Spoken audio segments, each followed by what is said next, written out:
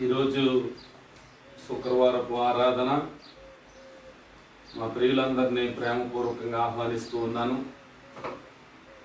దేవుని కృప వలన ఎంతవరకు దేవుడు సజీవంగా ఉంచాడు మనల్ని. ఈ కారణాన్ని బట్టి దేవుని మహిమపరుచుదాం. అందరం ఒకసారి రెండు చేతులు పైకెత్తి దేవుని మహిమపరుద్దామా? స్తోత్రం స్తోత్రం స్తోత్రం.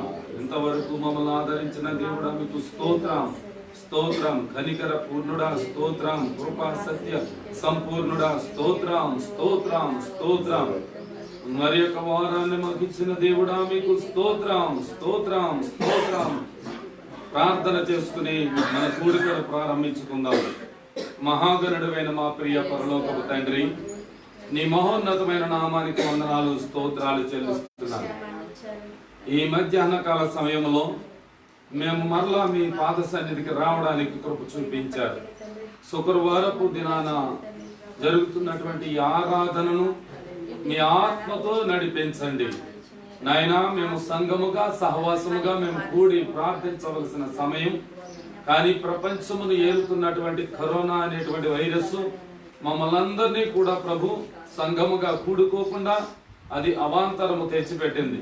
దాని కారణాన ప్రభు మేము ఎక్కడ ఉన్నవారమో అక్కడే ఆయా స్థలాల్లో కూడుకుని ప్రార్థిస్తూ ఉంటుండగా నీ మహిమను ప్రతి ఒక్కరి పైన కనుపరచండి నాయన. ఈ దిన ఆరాధన అంతట్లో మీ కార్యము చేయండి.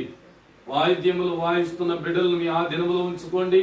చక్కగా గానమును చేస్తున్నటువంటి బిడ్డలను కూడా మీ ఆధీనములో ఉంచుకోండి మా ప్రభు. ఈ కూడిక ద్వారా మీరే మహిమ పొందాలి. వాక్కును నా ప్రభు మీరు నా నోటికి అందించండి. ఏ మాటలైతే ఫలకాలో అటువంటి మాటలు మాకు ధారాళముగా అందించి ప్రభు నన్ను మరుగుపరిచి బిడ్డలందరికీ ప్రత్యక్షత కనపరచుమని సమస్తము మీ పాదముల చెంత పెడుతున్నాము తండ్రి. ఈ కరోనా వైరస్ ద్వారా ఎందరైతే బాధపడుతున్నారో, ఎందరైతే అనారోగ్యంతో ఉన్నారో వారందరినీ మీరు దర్శించండి. చక్కటి స్వస్థత మీరు అనుగ్రహించమని ప్రార్థిస్తున్నాను. ఈ లైవ్ ఛానల్ ద్వారా ఎందరైతే ఈ ప్రోగ్రామ్ ను వీక్షిస్తున్నారో, ఈ ఆరాధనలో పాలు పంపులు పొందుకుంటున్నారో ప్రతి ఒక్కరిపైన నీ ఆత్మవర్షము కురిపించుమని, పరిశుద్ధాత్మ దేవుడా మీరే తోడయుండి నడిపించుమని, ఈ మొదటి నిమిషం నుండి ఇది చివరి నిమిషం వరకు మీ ప్రత్యక్షతతో నడిపించుమని యేసు క్రీస్తు ఘనమైన నామములో ఈ ప్రార్థన అడిగి వేడుకొనుచు ప్రారంభిస్తున్నాం మా పరమ తండ్రి. ఆమేన్ ఆమేన్. Praise the Lord. పాట పాడుకుందాం, దేవుని మహిమపరుద్దాం.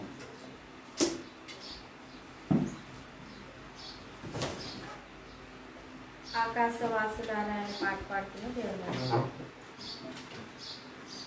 మూడవ పాట.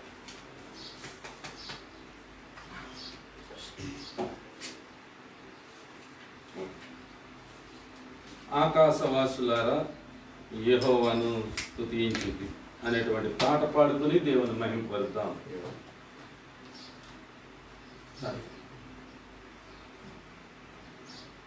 ఆకాశవాసులారా యెహోవాను స్తుతించుడి.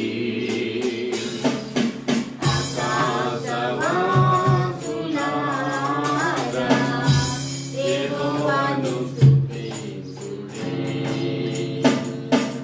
ఉన్నత స్థలముల నివాసులారా యెహోవాను స్తుతించుడి. ఉన్నత స్థలముల నివాసులారా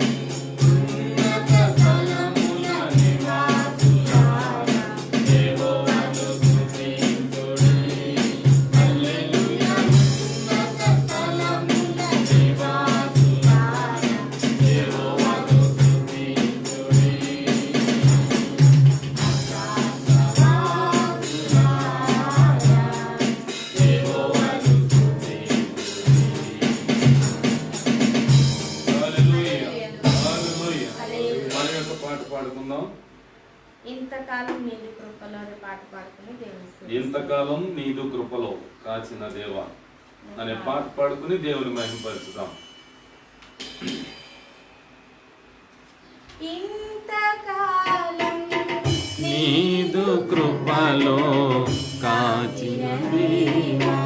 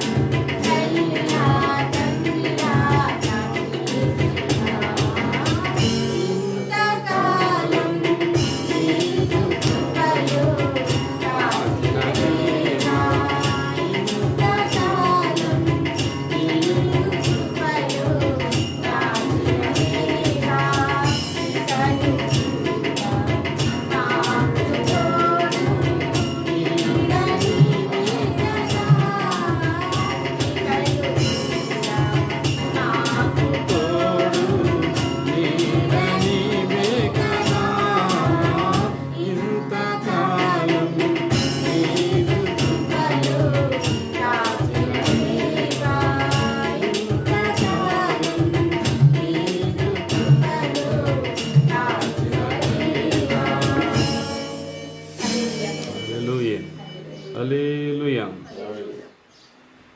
129వ పాట పాడుతున్నాం. ఇంకదైన తారకటంగా యేసునామమున మధురమైన పాట పాడి దేవుని స్తుతిస్తాం.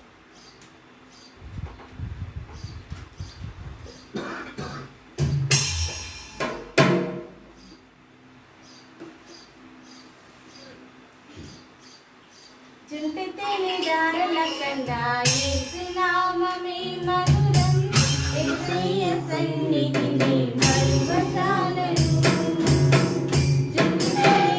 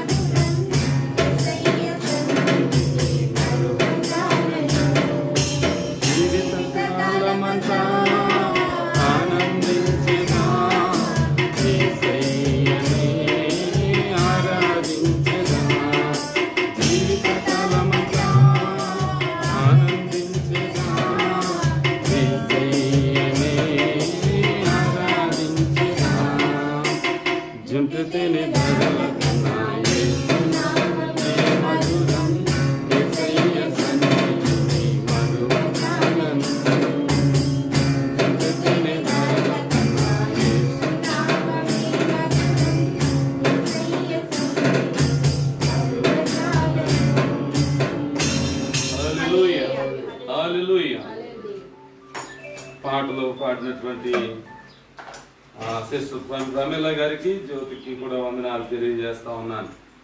Praise the Lord. హల్లెలూయా. ఇంకొకటి సరే రైట్. ఓకే. కీర్తనల గ్రంథము వాక్యము చదువుకుందాం. 93వ కీర్తన ఉత్తర ప్రత్యుత్తరాలుగా చదువుకుందాం. 93వ కీర్తన.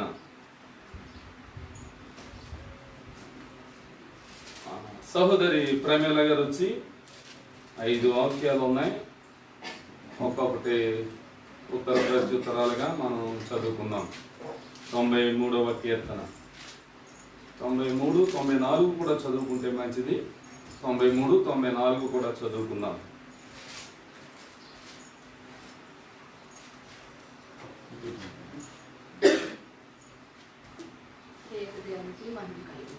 హల్లెలూయా.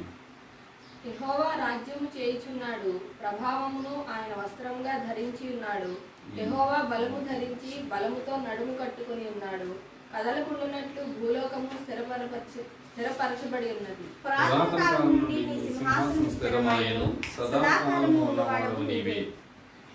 వరదలు ఎలుగెత్తెను, యెహోవా వరదలు ఎలుగెత్తెను. వరదలు తమ అలలను హోరెత్తునట్లు చేయుచున్నవి. విస్తార జలముల ఘోషణ కంటెను, బలమైన సముద్ర తరంగముల ఘోషణ కంటెను. ఆకాశమునందు యెహోవా బలిష్ఠుడు. నీ శాసనములు ఎన్నడూనూ తప్పిపోవు. యెహోవా ఎన్నటెన్నటికీ పరిశుద్ధతయే నీ మందిరమునకు అనుకూలము. యెహోవా ప్రతీకారం చేయుదేవా, ప్రతీకారం చేయుదేవా, ప్రకాశింపుము. భూలోక న్యాయాధిపతి లెమ్ము, గర్విష్ఠులకు ప్రతిఫలం ఇమ్ము. యెహోవా భక్తిహీనులు ఎంతవరకు ఉత్సహించుదురు, భక్తిహీనులు ఎంతవరకు ఉత్సహించుదురు. వారు వదరచు కఠోరమైన మాటలు పలుకుచున్నారు. దోషము చేయు వారందరూ బింకములాడుచున్నారు. యెహోవా చూచుటలేదు, యాకోబు దేవుడు విచారించుటలేదు అనుకుని యెహోవా వారు నీ ప్రజలను నలుగగొట్టుచున్నారు, నీ స్వాస్థ్యమును బాధించుచున్నారు. విధవరాండ్రులను పరదేశులను చంపుచున్నారు, తండ్రి లేని వారిని హతము చేయుచున్నారు.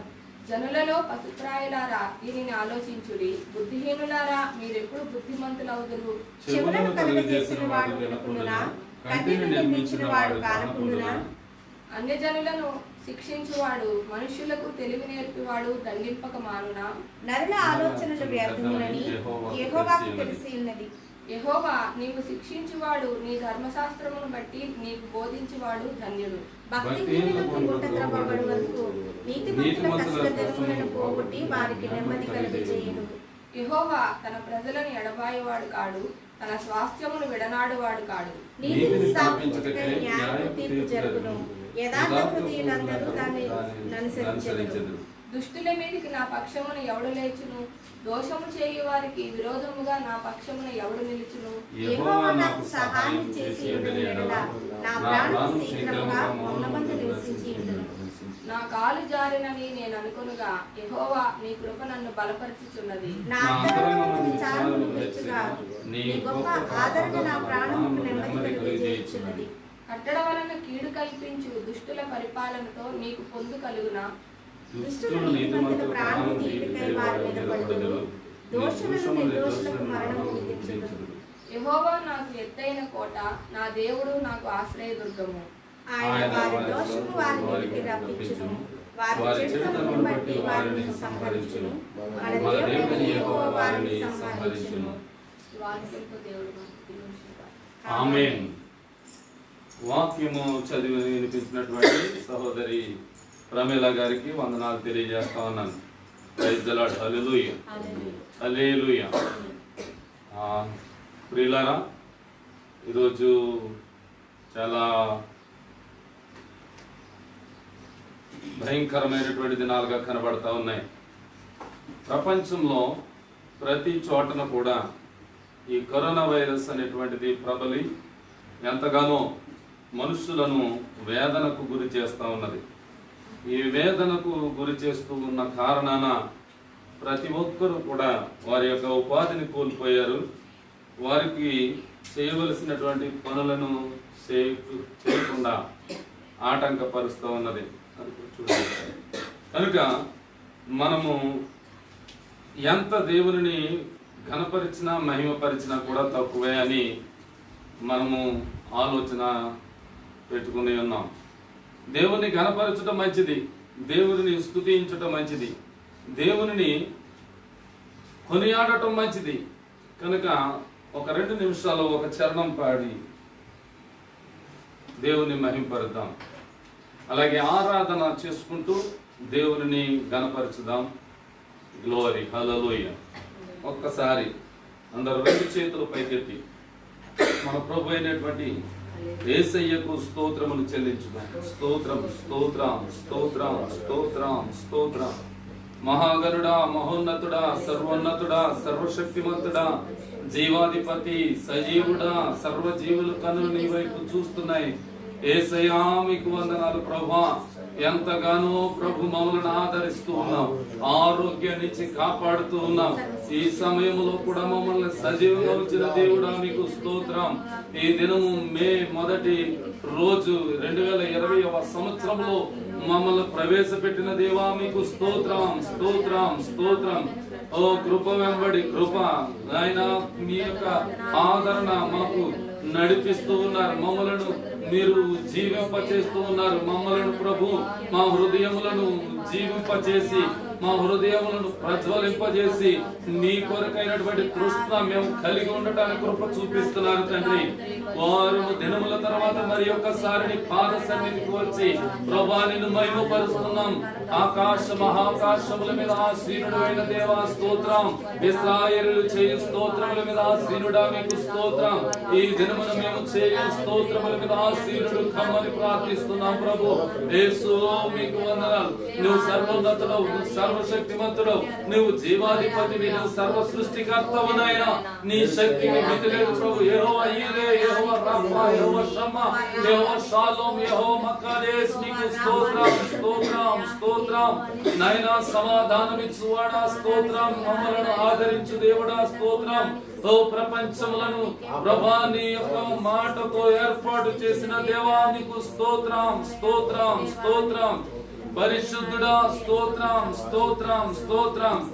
Glory, glory, glory. హల్లెలూయా, హల్లెలూయా. యేసయ్యా మీకు వందనాలు చెల్లిస్తున్నాను ప్రభు. ఓ పరిశుద్ధుడా మీకు వందనాలు చెల్లిస్తున్నాను ప్రభు. నాయనా మీకు వందనాలు తండ్రి.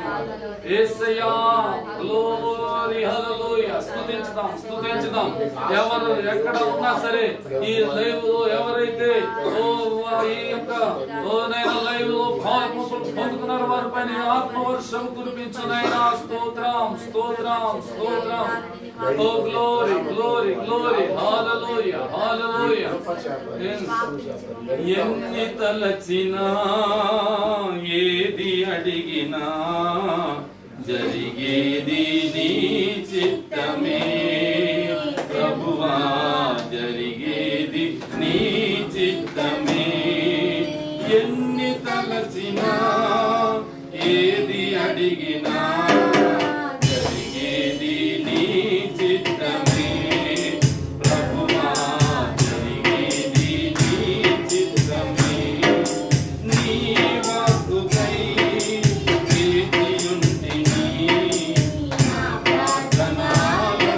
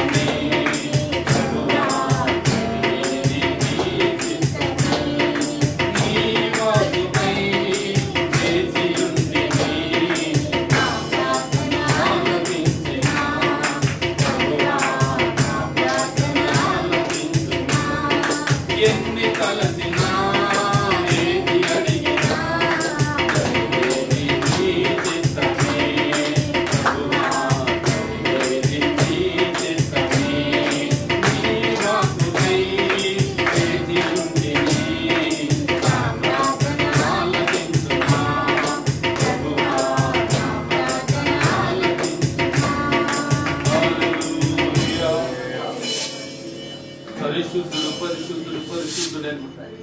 నిత్యము కెరూబుల చేతను, శరాపుల చేతను, 4 జీవుల చేతను, 24 పెద్దల చేతను స్తుతింపబడుచున్న దేవా, మీకు స్తోత్రం స్తోత్రం స్తోత్రం.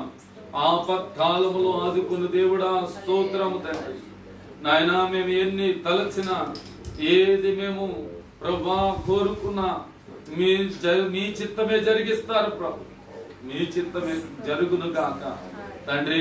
మమ్మల్ని అందరినీ కూడా మీ ఆధీనంలో ఉంచుకోండి ప్రభా. ఈ సమయంలో తండ్రి మమ్మల్ని అందరినీ ప్రభా మీ చిత్తములో నడిపించండి ప్రభు. ఎన్ని తలచినా, ఏది అడిగినా జరిగేది నీ చిత్తమే కనుక నీ చిత్తములోనే మమ్మల్ని ఉంచుమని, మీ ప్రణాళికలోనే మమ్మల్ని దాచి మీ కృపకై మమ్మల్ని సిద్ధపరచుమని, సమస్త మహిమ ఘనత ప్రభావాలు మీరు పొందుకోమని ఈ చిన్న స్తుతి ఆరాధన మీకే సమర్పిస్తున్నాం మా పరమ తండ్రి. ఆమేన్ ఆమేన్ హల్లెలూయా. కూర్చుందాం. దేవుని మహాకృప, ఆయన కాపుదల మన పట్ల ఉన్నది కనుక ఈరోజు ఇటు రీతిలో చక్కగా ఆదరించి దేవుడు మనల్ని ఆయన సన్నిధానానికి నడిపించాడు. దానిని బట్టి దేవునికి మహిమ కలుగును గాక. హల్లెలూయా. ఎందరో ఎందరో ఇటువంటి అవకాశం ఉన్నా, ఇటువంటి ఆ యోగ్యత ఉన్న వారు అందులో పాలు పంపులు పొందుకోలేకపోతున్నారు. కానీ ఈ సమయాన్ని అయితే మనకు దేవుడు అనుగ్రహించి ఇటు రీతిలో దేవుణ్ణి స్తుతించడానికని, కొందరికి వాక్యాన్ని ప్రకటించడానికని ఈ లైవ్ లో ఎందరైతే దీనిని వీక్షిస్తున్నారో వారందరికీ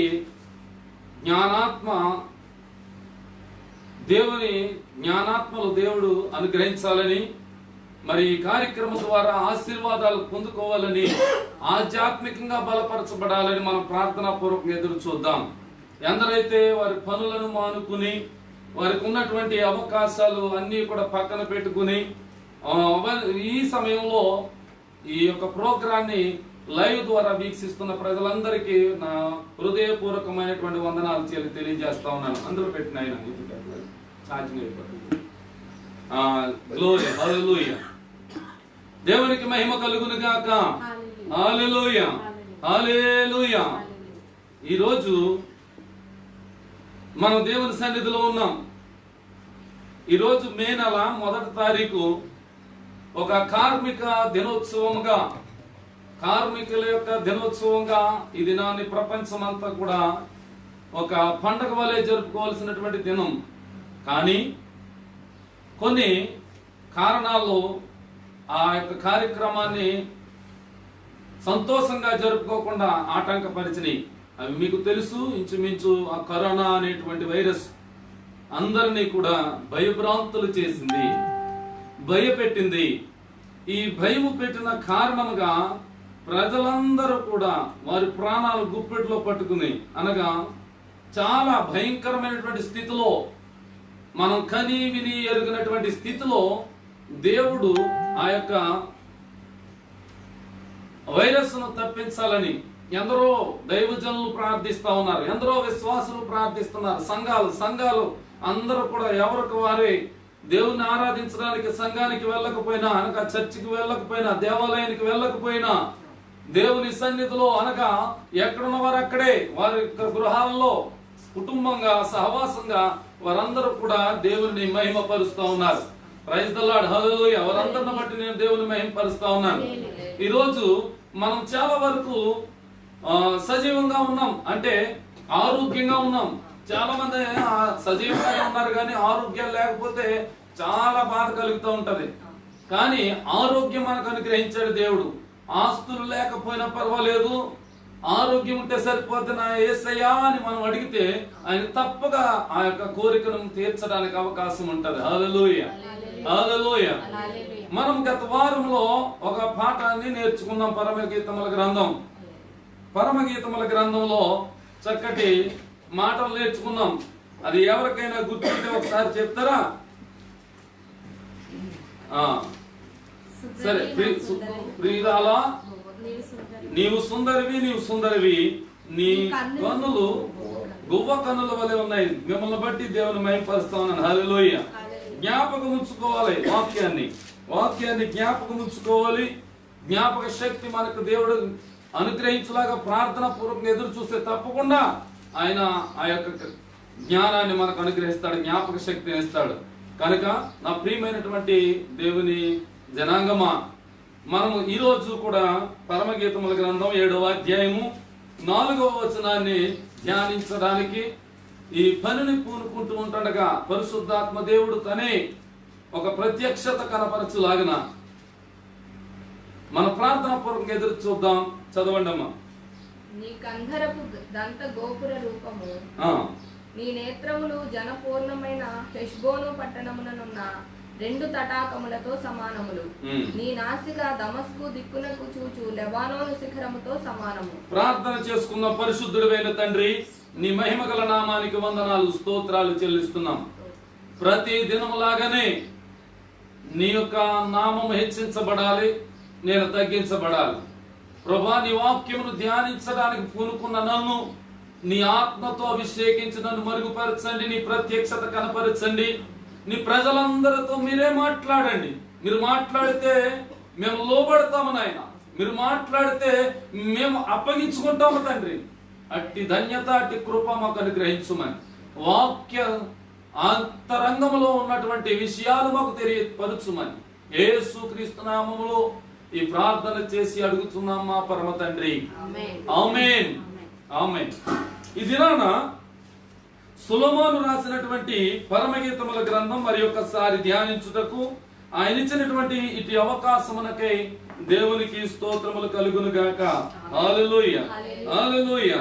ఇక్కడ 7వ అధ్యాయము పరమగీతముల గ్రంథము 4వ వచనములో ఇక్కడ మాట్లాడుతున్న విషయం ఏమిటంటే, నీ కందరము దంత గోపుర రూపము, నీ కందరము దంత గోపుర రూపము అన్నాడు. నీ కందరము అనగా, కందరము అంటే మెడ. ఈ మెడ ఎలా ఉన్నది అంటున్నాడంటే దంత గోపుర రూపము అన్నాడు. అంటే దంత గోపురము అనగా ఒక ఎముకతో సమానమైనటువంటిది, ఒక ఎముకతో సమానమైనటువంటి బలమైనది. ఎముక ఎలా ఉంటదట? బలముగా ఉంటది. ఎముక బలముగా ఉంటది. అందుకే చాలా మంది స్త్రీలు ఏమంటారంటే, మేము ఎముకతో చేస్తారు కనుక యేసయ్య, దేవుడు మమ్మల్ని ఎముకతో చేస్తాడు కనుక మేము గట్టి, మీరు మట్టి అంటారు. అంటే మనల్ని మట్టితో చేశాడు పురుషుల్ని. ఈ పురుషుల్ని చేసినటువంటి వాడు దేవుడు ఎలా చేశాడు? పురుషుణ్ణి మట్టితో ఒక రూపము చేసి మానవునిగా ఆయన ఊపిరి పోసి జీవాత్మగా మానవుని తయారు చేశాడు. అయితే ఇక్కడ మాట్లాడుతున్న విషయం ఏంటి అని అంటే, చాలా మంది స్త్రీలు అంటారు మీరు మట్టి, మేము గట్టి. నిజమే, వారు గట్టే, మనమేమో మట్టి. మనము ఎలా ఉంటదంటే, పురుషులు వర్షం పడినా, నీళ్లు పడినా, ఏది పడినా చక్కగా కరిగిపోతాం. అలాగే స్త్రీ అయితే కరగదు, ఒక గట్టిగా ఉంటది, చాలా బింకముగా ఉంటది. అంటే కించపరచట్లేదు సుమా, చాలా గట్టిగా ఉంటది. అందుగురించే ఎముకము అంటూ ఉంటారు. అంటే ఎలా ఉంటదట? దంత గోపుర రూపము అన్నాడు. అంటే చాలా బలముగా ఉంటది అన్నాడు. ఏంటది? మెడ. ఈ మెడ ఎలా అలంకరణ చేసుకుంటా ఉంటదంటే బలము కలిగి అలంకరణ చేసుకుంటా ఉన్నది. ఈ బలము కలిగినటువంటి ఈ మెడ కలిగినటువంటి ఒక శూలమితి అనగా సంఘం, సునేము రాలైనటువంటి ఈ శూలమితిని గురించి చెబుతున్నటువంటి ఈ మాటలు ఏం చెప్తున్నాడంటే, నీ కందరము దంత గోపుర రూపము, నీ నేత్రములు జనపూర్ణమైన హెష్బోను పట్టణమందున్న 2 తటాకములతో సమానము అని చెప్తా ఉన్నాడు.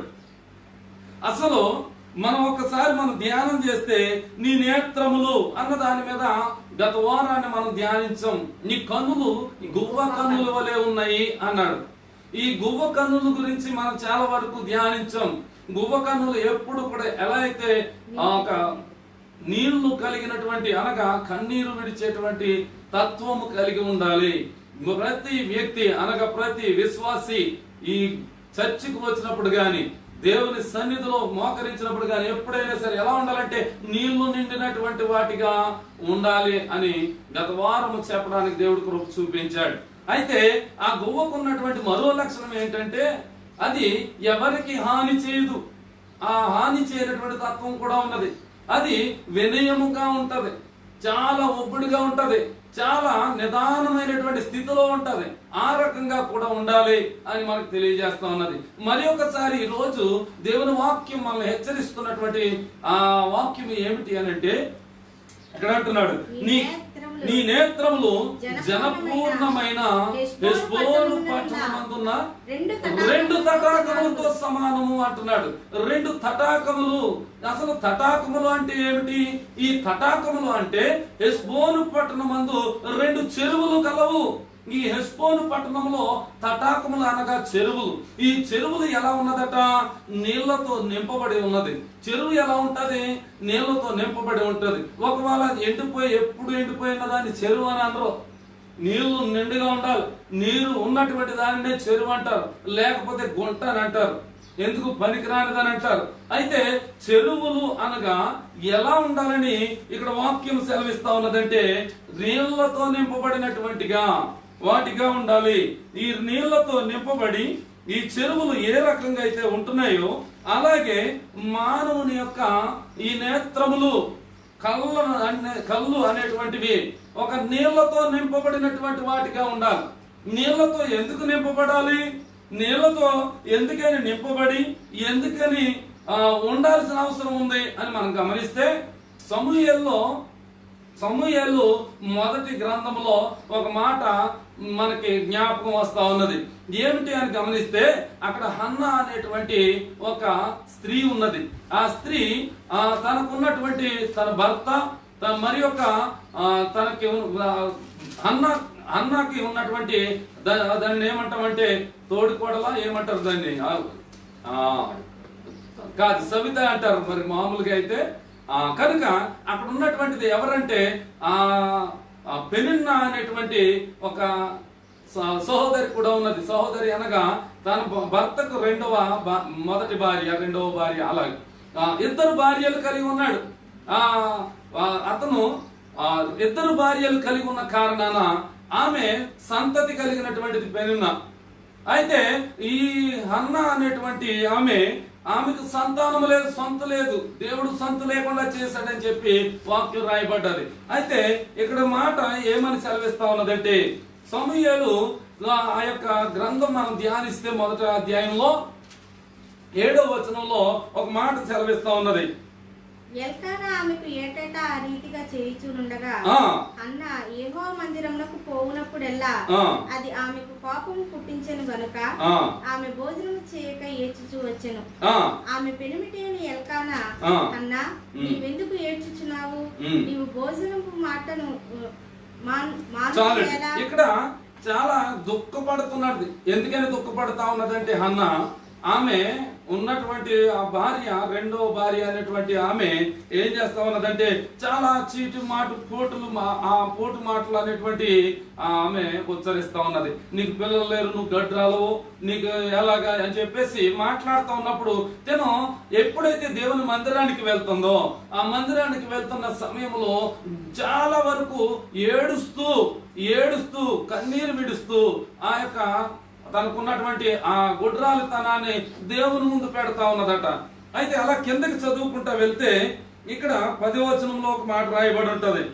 ఒకసారి మరలా తను వెళ్తున్న రీతిలోనే, ప్రతి సంవత్సరం వెళ్తున్న రీతిలోనే ఈ సంవత్సరం కూడా వెళ్ళింది. అక్కడ దేవుని దగ్గర ఒక విన్నపాన్ని చేసుకుంటా ఉన్నది. అక్కడ ఏమని రాయబడి ఉన్నదంటే 10వ వచనం, బహు దుఃఖాక్రాంతురాలై వచ్చి యెహోవా సన్నిధిని ప్రార్థన చేయుచు బహుగా ఏడ్చెను. ప్రార్థన చేయుచు బహుగా ఏడ్చిందట. అంటే ఎలాగ ఏడ్చింది అని అంటే, దుఃఖాక్రాంతురాలై ఉన్నది. ఎందుకని దుఃఖం కలిగి ఉన్నది అంటే, తనకు బిడ్డలు లేరు, తనకు ఒక సంతానం కావాలి. నాకు ఒక కుమారుణ్ణి ఇస్తే నేను ఆ కుమారుని నీ కొరకు పెంచుతాను, నీ కొరకు నీ సన్నిధిలో నీ మందిరానికి ఒక సేవకుడిగా ఉపయోగపడే విధముగా నేను అతన్ని పెంచుతాను అనేటువంటి ఒక భావము కలిగి అక్కడ ఒక నిర్ధారణ చేసుకుని, ఒక నిర్ణయం చేసుకుని అక్కడ దేవునితో ఒక వాగ్దానం ఇస్తా ఉన్నది. ప్రభువా, నీవు నాకు ఒక కుమారుని దయచేయి. ఒక కుమారుని ఇస్తే గనక మగ బిడ్డను నీ కొరకు నేను పెంచుతాను. అన్నప్పుడు ఆ మాట ఎలాగ అడుగుతా ఉన్నదంటే మామూలుగా ఏదో వెళ్ళి మొక్కుకున్నట్టుగా ఇప్పుడు క్రైస్తవులు చేస్తున్న భక్తిలాగా చేయట్లేదండి. ఆమె ఏం చేస్తా ఉన్నదంటే బహు దుఃఖాక్రాంతురాలై, బహు దుఃఖము కలిగినటువంటి వ్యక్తి కలిగినటువంటి వారిగా మనము దేవుని సన్నిధిలో మొర్ర పెట్టాలి అని ఈ యొక్క భావాన్ని తెలియజేస్తా ఉన్నది. ఎప్పుడు మొర్ర పెట్టాలి అంటే హన్నా వలె లేనప్పుడు కాదు, సంతతి లేనప్పుడు కాదు, ఏదైనా అవసరము వచ్చినప్పుడు కాదు, ఎప్పుడు కూడా ఉండాలని తెలియజేస్తా ఉన్నది. ఎలా ఉండాలి అంటే దుఃఖాక్రాంతురాలై దేవుని సన్నిధి కన్నీరు విడిచుచు ఏడ్చుచుండెను. కన్నీరు విడవాలి. కన్నీరు విడిచి ఏడ్చినప్పుడు ఏమొస్తుంది? చాలా మంది ఏడుస్తారు. కళ్ళలో చుక్క రాదు నీరు. ఎందుకు ఏడవటం అలాగా? నీకు ఏడుపు అనేటువంటిది ఎలా ఉండాలంటే ఒక దుఃఖముతో కూడినటువంటిది. నీకు ఏదో ఆపద వచ్చుతానో లేకపోతే ఏదో అవసరం వస్తానో కాదు. నీకు అవసరం ఉన్నా లేకపోయినా, ఇతరుల కొరకైనా, సంఘము కొరకైనా, సేవ కొరకైనా దేవుని సన్నిధిలో నువ్వు కన్నీరు విడుస్తూ నువ్వు మొరపెట్టవలసిన అవసరం ఉన్నది అని ఈ వాక్య భాగం మనకు తెలియజేస్తా ఉన్నది. బహు దుఃఖాక్రాంతురాలే అంటున్నా. ఆమె కన్నీరు విడిచిందండి. కన్నీరు విడుస్తూ ఏం చేసిందంటే ఆయన సన్నిధిలో ఒక విన్నపాన్ని అడుగుతూ ఉన్నది. దయచేసి నాకు ఒక మగబిడ్డను నాకు దయచేయి తండ్రి, అది నీ కొరకు ప్రతిష్ఠిస్తాను, నాజీరు చేస్తాను, నా బిడ్డను నీ కొరకు పెంచుతాను, ఆయన నీ సేవార్థమే వాడబడతాడు అనేటువంటి మాటలు మనకు అక్కడ కనబడతాయి. ఇది జస్ట్ మీకు తెలియజెప్పడానికి మాత్రమే నేను జ్ఞాపకం చేశాను. కనుక నా ప్రియమైనటువంటి దేవుని దైవ జనాంగమా, మనము ఎలా ఉండాలి అని అంటే హెష్బోను పట్టణమందున్న 2 తటాకములతో సమానముగా మనం ఉండాలి. అంటే తటాకములు అనగా చెరువులు. ఈ చెరువులు ఎలా నిండి ఉంటాయంటే నీటితో నిండి ఉంటాయి. ఎలా నిండి ఉంటాయి? నీటితో. దేనితో నిండబడి ఉంటాయి? నీటితో నిండబడి ఉంటాయి. అలాగా మన కళ్ళు కూడా ఎలా ఉండాలట? మన నేత్రాలు ఎలా ఉండాలట? నీళ్లతో నింపబడి ఉండాలి. ఎప్పుడు నీళ్లతో నింపబడి ఉండాలి. వాక్యం ఈ రీతిగా సెలవిస్తుంది కదా, ఓ దుఃఖముతో పంట విత్తువాడు సంతోష గానముతో పంట పోయేను అని వాక్యం సెలవిస్తా ఉన్నది. దుఃఖముతో నువ్వు విత్తాలి. దుఃఖము కలిగి నువ్వు చక్కగా దేవుని పరిచర్యలో ఉండాలి. దుఃఖము కలిగి కుటుంబం కొరకు ప్రవక్తలాడాలి. దుఃఖము కలిగి నువ్వు సేవలో ఉండాలి. దుఃఖము కలిగే నువ్వు ప్రవర్తించాలి తప్ప ఆనంద సంతోషాలతో నువ్వు విత్తుతూ ఉంటే నువ్వు దుఃఖం అనే పంటకి కోస్తావేమో. దయచేసి గమనించిన ప్రియమైనటువంటి సహోదరి సహోదరులారా, ఈ రోజు మనకు కలిగినటువంటిది ఏమిటి అని అంటే ఒక కరోనా వైరస్ ద్వారా దుఃఖము కలిగినది. మనకి ఈ దుఃఖము కలిగినప్పుడు ఎవరైనా మొరపెడతారు. దుఃఖము కలిగినప్పుడే కాదు, దుఃఖము లేనప్పుడు కూడా మొరపెడితే ఈ యొక్క ప్రభావం మన మధ్యకు వచ్చేటువంటిది కాదు. దీని యొక్క విపరీతమైనటువంటి ఈ స్థితి మన మధ్యకు వచ్చేది కాదు. ఇంకా నువ్వు దేవునికి లోబడినటువంటి వారు చాలా మంది ఉన్నారు అని ఈ పరిస్థితుల ద్వారా తెలుస్తా ఉన్నది. నిజమే, ఎంత ధారాళముగా అయితే దేవుని వాక్యం ప్రకటించబడ్డాలో, ఎంత విరివిగా అనేక ప్రదేశాలకి దేవుని వాక్యం వెళ్ళిపోయిందో మనం గమనిస్తే చాలా శరవేగంతో వెళ్ళింది.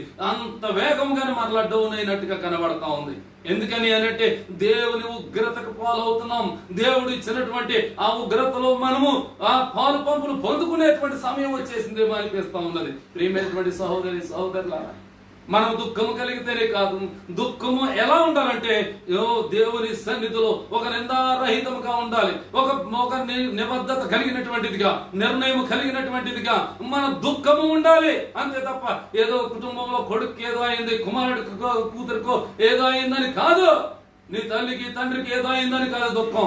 ఎప్పుడు కూడా దేవుని సన్నిధిలో మనం ఎలా ఉండాలంటే చెరువుల్లో నీళ్ళు ఎలా అయితే నింపబడి ఉంటాయో అలా మన కన్నులు కూడా నింపబడినటువంటి నీళ్లతో నింపబడినటువంటి కళ్ళవలే ఉండాలని వాక్యము సెలవిస్తా ఉన్నది.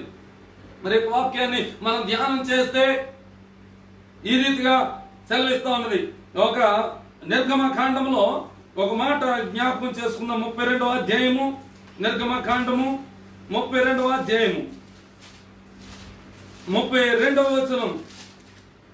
అయ్యో నీవు వారి పాపమును ఒకవేళ పరిహరించితివా, లేని ఎడల నీవు వ్రాసిన నీ గ్రంథములో నుండి నా పేరు తుడిచి వేయమని బతిమాలుకొనుచున్నానెను. చాలండి. ఇక్కడ మోషే ఇశ్రాయేలు పక్షముగా పోరాడుతున్నటువంటి సమయం, ఇశ్రాయేలీయుల్ని ఎన్నో ఆపదల నుండి ఆయన చిత్త ప్రకారం అనగా దేవుని చిత్త ప్రకారము ఈ కనాను వైపు నడిపిస్తున్నటువంటి సమయంలో, ఐగుప్తు అనేటువంటి బానిసత్వం నుండి కనాను వైపు నడిపిస్తున్న సమయంలో అక్కడ చాలా అవాంతరాలు ఏర్పడ్డాయి. అవన్నీ మనకు తెలుసు. వాటన్నిటిని మీ ముందు పెట్టదలుచుకోలేదు, కానీ ఒక ఇంపార్టెంట్ అయినటువంటి విషయాన్ని మీకు తెలియజేయాలని నేను ఈ మాట మీకు జ్ఞాపకం చేస్తా ఉన్నాను. చాలా చాలా రీతులుగా దేవుడు చేసిన అద్భుతాలన్నిటిని వారు అనుభవిస్తూ, ఆయన ఇచ్చినటువంటి ఆ కార్యాలను చూస్తూ ఆ యొక్క ప్రయాణం కొనసాగిస్తా ఉన్నారు. ఒకసారి దేవుడు మోషేను కొండపైకి రమ్మని పిలిచాడు. ఈ కొండపైకి రమ్మని పిలిచినప్పుడు ఆయన ఇంచుమించు 40 దినాలు ఆయనతో పాటుగా ఉండిపోయాడు. అయితే ఆయన కావలసినటువంటి వాక్కు అనగా దేవుని మాట ఏదైతే ఉన్నదో ఆయన చేత్తో రాసి 2 పలకలను మోషేకు అప్పగించి, నువ్వు జనులను ఏ రీతిగా నడపాలి, ఏ రీతిగా నువ్వు వారిని బలపరచాలి, ఏ రీతిగా నువ్వు వారికి నాయకత్వం చేయాలి అనేటువంటి మాటలు అక్కడ తెలియజేసి, ఇంకా చివరి దినాన్ని పంపబోయే సమయంలో మీరందరూ కింద కూడుకుని వారి పాలెములో కూడుకుని ఏం చేస్తున్నారంటే అహరోనుతో అంటా ఉన్నారు. మోషే అనేటువంటి అతను మమ్మల్ని ఐగుప్తు ప్రాంతం నుంచి ఇక్కడ తీసుకొచ్చాడు కానీ మమ్మల్ని ఇక్కడ విడిచిపెట్టి వెళ్ళిపోయాడు. అతను ఏమైనా మాకు తెలియదు, అతను ఏమైపోయాడో మాకు తెలియదు. కనుక మా కొరకు ఒక దూడను చేయండి, ఒక దూడను చేయమని అహరోనుతో చెప్తా ఉన్నారు. అహరోనుతో చెప్తున్నప్పుడు ఆ అహరోను అంటూ ఉన్నాడు, మీ కుమార్తెలకు, మీ కుమారులకు, మీకు చెవులకు పోగులు ఏవైతే ఉన్నాయో అవన్నీ తీసుకుని రండి, నేను ఒక దూడను చేస్తానని సెలవీయగా వారందరూ కూడా వారి యొక్క ఆ చెవుల పోగులన్నీ తీసుకుని వచ్చి అహరోనుకి ఇచ్చినప్పుడు దానిని పోగరుతో దాన్ని దూడగా తయారు చేస్తాడటండి. దానిని దూడగా తయారు చేశారు. అప్పుడు అంటున్నారు వీరందరూ, ఇదే మమ్మలను ఐగుప్తు ప్రాంతం నుండి నడిపించింది, మమ్మల్ని బానిసత్వం నుండి విడిపించింది, కనుక ఇదే మా దేవుడు అని చెప్పేసి వీరందరూ ఆడుతా ఉన్నారటండి. నిజమే, చాలా సంతోషకరమైనటువంటి విషయం. వీరు రప్పించింది ఎవరో? దేవుడు. దేవుడు రప్పిస్తే వీరు ఎవరు రప్పించారని అంటున్నారు? అంతవరకు లేనటువంటి దూడ ఎంతవరకు వారి దృష్టిలో కూడా లేదు. మరి ఎందుకని వచ్చిందో తెలియదు, కానీ వారు ఎలా దేవుని నామపరుస్తున్నారు మనం గమనించాలి. ఇక్కడ వారి దృష్టిలో లేనటువంటిది వెంటనే వారి దృష్టిలోకి వచ్చి ఒక సాతాను ప్రేరణ కలిగి వారు ఏమంటున్నారంటే, మా కొరకు ఒక దూడను చేయి, ఈ దూడ మా ముందు ప్రయాణం చేస్తుంది, మేము వెనక్కి కూడా వెళ్తాం అంటున్నారు ఇక్కడ. అయితే చాలా మందికి సంతోషం కలిగినప్పుడు ఏం చేస్తారంటే చాలా పార్టీలు చేసుకుంటా ఉంటారు. ఇశ్రాయేలు కూడా అదే సమయంలో ఇలాంటి పార్టీలే చేసుకున్నారు. అక్కడ మనం చూడగలిగినట్లయితే చూడండి, 32వ అధ్యాయం 6వ వచనం చివరి మాట చూడండి, 6వ వచనం చదవండి. మరునాడు వారు ఉదయమున లేచి దహన బలులను సమాధాన బలులను అర్పించిరి. అప్పుడు జనులు తినుటకును త్రాగుటకును కూర్చుండి ఆడుటకు లేచిరి. అదేంటి విషయం. అది ఏం చేశారంట? జనులు తినుటకును త్రాగుటకును కూర్చుండి ఆడటానికి లేచారంట. ఇప్పుడు చాలా మంది చేసేటువంటిది ఇదే, సంఘాల్లో జరిగేటువంటిది కూడా ఇదే. సంఘాల్లో మనం చూస్తే ఒక క్రిస్మస్ ప్రోగ్రాం కానివ్వండి, ఇది ఎవరిని కించపరచాలని కాదు, కానీ దేవుని నామానికి అవమానపరుస్తున్నారని నేను ఈ మాటలు సెలవిస్తా ఉన్నాను. ఒక డాన్స్ అనేటువంటిది చేస్తా ఉంటారు, లేకపోతే అనేక రకాలైనటువంటి స్క్రిప్ట్లు కూడా వేస్తూ ఉంటారు. ఇవి దేవునికి మహిమకరమో కాదో నాకు తెలియదు, కానీ ఇది వాక్యానికి విరుద్ధం అని తెలియజేస్తా ఉన్నది. మనకు తెలియనటువంటి దినాల్లో చేసాం. ఇవన్నీ కూడా మానేయవలసిన అవసరం ఉంది. ఇప్పుడు దేవుని సన్నిధిలో మనం ఎలా ఉండాలంటే దుఃఖక్రాంతులమై ఉండాలి, దుఃఖము కలిగినటువంటి వారిగా ఉండాలి. మన కళ్ళు ఎలా అయితే తటాకములతో అనగా తటాకములు ఎలా అయితే నీళ్లతో నింపబడి ఉన్నాయో, మన కళ్ళు కూడా, మన కన్నులు అనగా మన నేత్రాలు కూడా అదే రీతిగా నీళ్లతో నింపబడినటువంటి వాటిగా ఉండాలి. అయితే ఇక్కడ జనులు ఏం చేస్తున్నారంటే ఆనందం వచ్చేసింది. ఎప్పుడైతే దూడన చేసుకున్నారో, ఎప్పుడైతే ఈ విషయాలు చేసుకున్నారో, ఇవన్నీ కూడా ఏం రప్పించిందంటే వీళ్ళకి ఆనందం వచ్చేసి తినుటకును త్రాగుటకును కూర్చుండి ఆడటానికి లేచారంట. ఇప్పుడు తినేసారు పీకల దాకా తినేసిన తర్వాత వాళ్ళకి అరగాలంటే ఏం చేయాలి? ఆడాలి. ఇలాగా ప్రజలందరూ కూడా ఆ యొక్క మత్తులో పడిపోతా ఉన్నారు. అసలు దేవుడు మనల్ని పిలిచాడు కదా, దేవుడు ఇంతవరకు నడిపించాడు, ఇక ముందు నడిపించడా అనేటువంటి మాట ఎవరికీ లేదండి. ఇంచెత్తు కూడా వారి హృదయాల్లో ఆ మాట రావటం లేదు. ఏమంటున్నారంటే మమ్మల్ని నడిపించి ముందుండి నడిపించింది ఇదే అంటున్నారు. కనుక మోషే చాలా వచ్చేస్తున్నటువంటి సమయంలో కొండ నుంచి దేవుని దగ్గర నుంచి వచ్చేటువంటి సమయంలో దేవుడు అంటున్నాడు, ఏమని అంటున్నాడంటే, ఇదిగో ఇశ్రాయేలు ప్రజలందరూ కూడా త్రోవ తప్పిపోయారు, వారు లోబడనల్లని ప్రజలు, వారిని నేను చాలా వరకు సహిస్తూ వచ్చాను, నువ్వు లేవని అక్కడ దూడని చేసేసుకుని చాలా విచిత్రంగా వారు గంతులు వేస్తా ఉన్నారు, ఆనంద హేళన చేస్తా ఉన్నారు, ఆనంద శైలిలో వారు ప్రయాణం చేస్తా ఉన్నారు అని చెప్పేసి మోషేకు చెప్పిన వెంటనే మోషే కిందకి దిగి వస్తా వారిని చూసి చాలా వరకు ఉద్రేకపడిపోయాడు, కోపపడిపోయాడు. ఆయనకు వచ్చినటువంటి కోపము ఎంతో భయంకరమైనటువంటిది. అయినా సరే ఏమంటున్నాడంటే, ప్రజలందరినీ నాశనం చేసేస్తానని దేవుడు ఈ మాట చెప్పిన వెంటనే, ఈ ప్రజలు వినరు, అసలు నా మాట అసలు వినరు, వీళ్ళని హతము చేసేస్తాను, వీళ్ళని చంపేస్తాను అని మాట్లాడినప్పుడు అంటున్నాడు, అప్పుడు అయ్యో చూడండి 32 అయ్యో నీవు వీరి పాపమును ఒకవేళ పరిహరించితివా సరే, లేకపోతే కనుక నీవు రాసినటువంటి నీ గ్రంథములో నా పేరును తుడిచివేయుము అంటున్నాడండి. అంటే ఆయన గ్రంథంలో ఎవరి పేరు రాయబడి ఉంది? మోషే పేరు రాయబడి ఉంది. ఈ మోషే పేరు ఏమంటున్నాడు అని అంటే, నా పేరు తీసేయి, లేకపోతే వాళ్ళు కాపాడు, నా పేరు తొలగించే, లేకపోతే వాళ్ళని కాపాడు అని అంటున్నాడు. లేకపోతే దీనికి అర్థం ఏంటంటే, నా ప్రజలు లేకుండా, నీ ప్రజలతో నేను లేకుండా, నేను నీ పరలోకానికి వచ్చి మాత్రం నేనేం చేస్తాను, నా ప్రజలతోనే నేను వస్తాను. నా ప్రజలు కావాలి, వారు ఎంత వినటువంటి వారైనా సరే వారి కొరకు ఏం చేస్తున్నాడంటే ప్రాణాన్ని ఒడ్డుతా ఉన్నాడు. మనమందరం ఎదురు చూసేది దేని కొరకు? పరలోకం కదా. పరలోకం కొరకు మనం ఎదురు చూస్తున్న సమయంలో మన పేరే కనుక ఆ గ్రంథంలో రాయబడి ఉంటే, ఆ గ్రంథంలో రాయబడినటువంటి ఆ పేరుని తుడిచేయమని ఎవరైనా చెప్పగలమా? వాడు వస్తే వస్తాడో లేకపోతే లేడు. నా కుమారుడైనా సరే, నా భార్య అయినా సరే, నా కుటుంబస్తులు ఎవరైనా సరే, వారి పేరుంటే ఉంటది, లేకపోతే లేదండి, నా పేరు ఉంది కనుక నేను వెళ్ళిపోతున్నాను అనేటువంటి మాటలు మనం చెప్పడానికి సాహసిస్తాం. గాని ఆయనకు లాగా మనం అడ్డుపడేటువంటి స్థితిలో మనం ఉండలేము. ఆయన అంటున్నాడు, ఎంతో వేదనతో, ఎంతో దుఃఖంతో ప్రార్థన చేస్తా ఉన్నాడు. ఏమని ప్రార్థిస్తున్నాడు అంటే, అయ్యో నువ్వు వారి పాపమును ఒకవేళ పరిహరించదవా సరే, లేకపోతే కనుక నీవు రాసిన నీ గ్రంథంలో నుండి నా పేరు తుడిచివేయమని బ్రతిమాలు కొనుచున్నానని అంటున్నాడు. కనుక ఇక్కడ నిజంగా ఆయన ఎంతగానో రోధిస్తూ అడిగినట్లుగా కనబడతా ఉంది. ఎంతగానో బాధపడుతూ, వారి కొరకు ప్రయాసపడుతూ, వారి కొరకు ప్రార్థిస్తూ ఆయన కన్నీరు విడిచినట్లుగా మనం ఇక్కడ అర్థం చేసుకోవచ్చు. దేవునితో మాట్లాడటం అంటే సహజమా? ఇది ఎంతో ఈజీ పనా? ఇది దేవునితో మాట్లాడటం, దేవునితో ప్రార్థన చేయడం, దేవుడు ముఖాముఖిగా మాట్లాడినటువంటి వ్యక్తి ఎవరంటే మోషే. ఈ మోషే ఎందుకని ఎంతలాగా అవగలిగాడంటే, ఆయనకు ఉన్నటువంటి ఒక నిర్ణయం, దేవునితో ఉన్నటువంటి ఒక నిబద్ధత, ఆయనతో ఉన్నటువంటి ఒక సత్సంబంధము, ఇటువంటి సంబంధం కలిగి ఉంటే గనక దేవుడు నిన్ను కూడా ఈ సమయంలో దృష్టి ఉంచుతా ఉన్నాడు. నీ కన్నులు ఎలా ఉండాలంటే ప్రాధేయపడేటువంటి విధముగా ఉండాలి, దేవుని ప్రార్థించే విధముగా ఉండాలి. ఒకరి కొరకు నశించిపోతున్న వారి కొరకు నువ్వు అడ్డుపడే వ్యక్తిగాను ఉండాలి. ఎవరి కొరకు ఆయన ప్రయాసపడ్డాడు? ఆయన సొంత కుమారుల కొరక, లేకపోతే తన భార్య కొరక, లేకపోతే తనకున్నటువంటి అక్క చెల్లెళ్ళు అన్నదమ్ముల కొరక? కాదు, ఇశ్రాయేలు జనాంగం అంతటి కొరకు ఆయన ఏమంటున్నాడంటే మధ్యలో ఉంటా ఉన్నాడు. ఇక్కడ చూడండి, చిన్న వాక్యం 33:23 చదవండి ఒక మాట. నేను నా చెయ్యి తీసిన తర్వాత నా వెనుక పార్శ్వమును చూచెదవు కానీ నా ముఖము నీకు కనబడదని మోషేతో చెప్పాడు. అంటే ఏ దేవుణ్ణి చూడాలని ఒక ఆశ కలిగి ఉన్నాడు. ఈ ఆశ తీర్చడా లేదండి? దేవుణ్ణి చూడగలిగాడా లేదా? చూడగలిగాడు.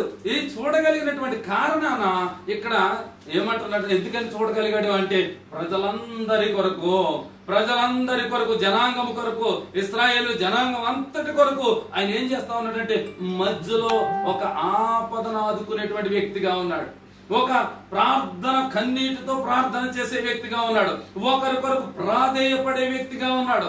ఒకరి కొరకు ఆయన సర్వమును వదులుకునే విధంగా ఉన్నాడు. పరలోకాన్నే వదిలిపెట్టేస్తానంటున్నాడు. నాయనా, నాకు పరలోకం అక్కర్లేదు అని అంటున్నాడు. ఎందుకని అక్కర్లేదని అంటున్నాడు అంటే ఆ ప్రజలందరూ లేకపోతే, ఆ ప్రజలందరూ నశించిపోతే నేను ఒక్కడిని వచ్చి మాత్రం ఏం చేస్తాను అక్కడ? నాకు ప్రజలందరూ కావాలి, ప్రజలందరూ నీ పరలోక రాజ్యంలో ఉండాలని ఆయన ఏం చేస్తా ఉన్నాడంటే అడ్డుపడతా ఉన్నాడు. ప్రజలకు వారికి మధ్య సంఖ్యాకాండంలో ఆ మాట రాయబడి ఉంటది. ప్రజలకును ఆ దేవునికి నీ మధ్యలో ఉన్నట్లుగా ఆ యొక్క మాట రాయబడతా ఉంటది. కనుక నా ప్రియమైనటువంటి వారులారా, ఇప్పుడు మనం దేవుని వాక్యాన్ని మనం చదవగలిగినట్లయితే సంఖ్యాకాండం 16వ అధ్యాయంలో ఆ మాట కూడా చూద్దాం. చూడండి ఒకసారి 16వ అధ్యాయం 41. సంఖ్యాకాండము 16వ అధ్యాయం. మరునాడు ఇశ్రాయేలీయుల సర్వ సమాజము మోషే అహరోనులకు విరోధముగా సణుగుచు, మీరు యెహోవా ప్రజలను చంపితరని చెప్పి సమాజము మోషే అహరోనులకు విరోధముగా కూడెను. వారు ప్రత్యక్షపు గుడారము వైపు తిరిగి చూడగా ఆ మేఘము దాని కమ్మెను, యెహోవా మహిమయు కనబడెను. మోషే అహరోనులు ప్రత్యక్షపు గుడారం ఎదుటికి రాగా యెహోవా, మీరు ఈ సమాజము మధ్య నుండి తొలగిపోవుడి, క్షణములో నేను వారిని నశింపజేయుదనని. క్షణంలో చంపేస్తాను అంటున్నాడండి. ఇప్పుడు ఎందుకని క్షణంలో చంపేస్తాను అంటున్నాడు ఈయన?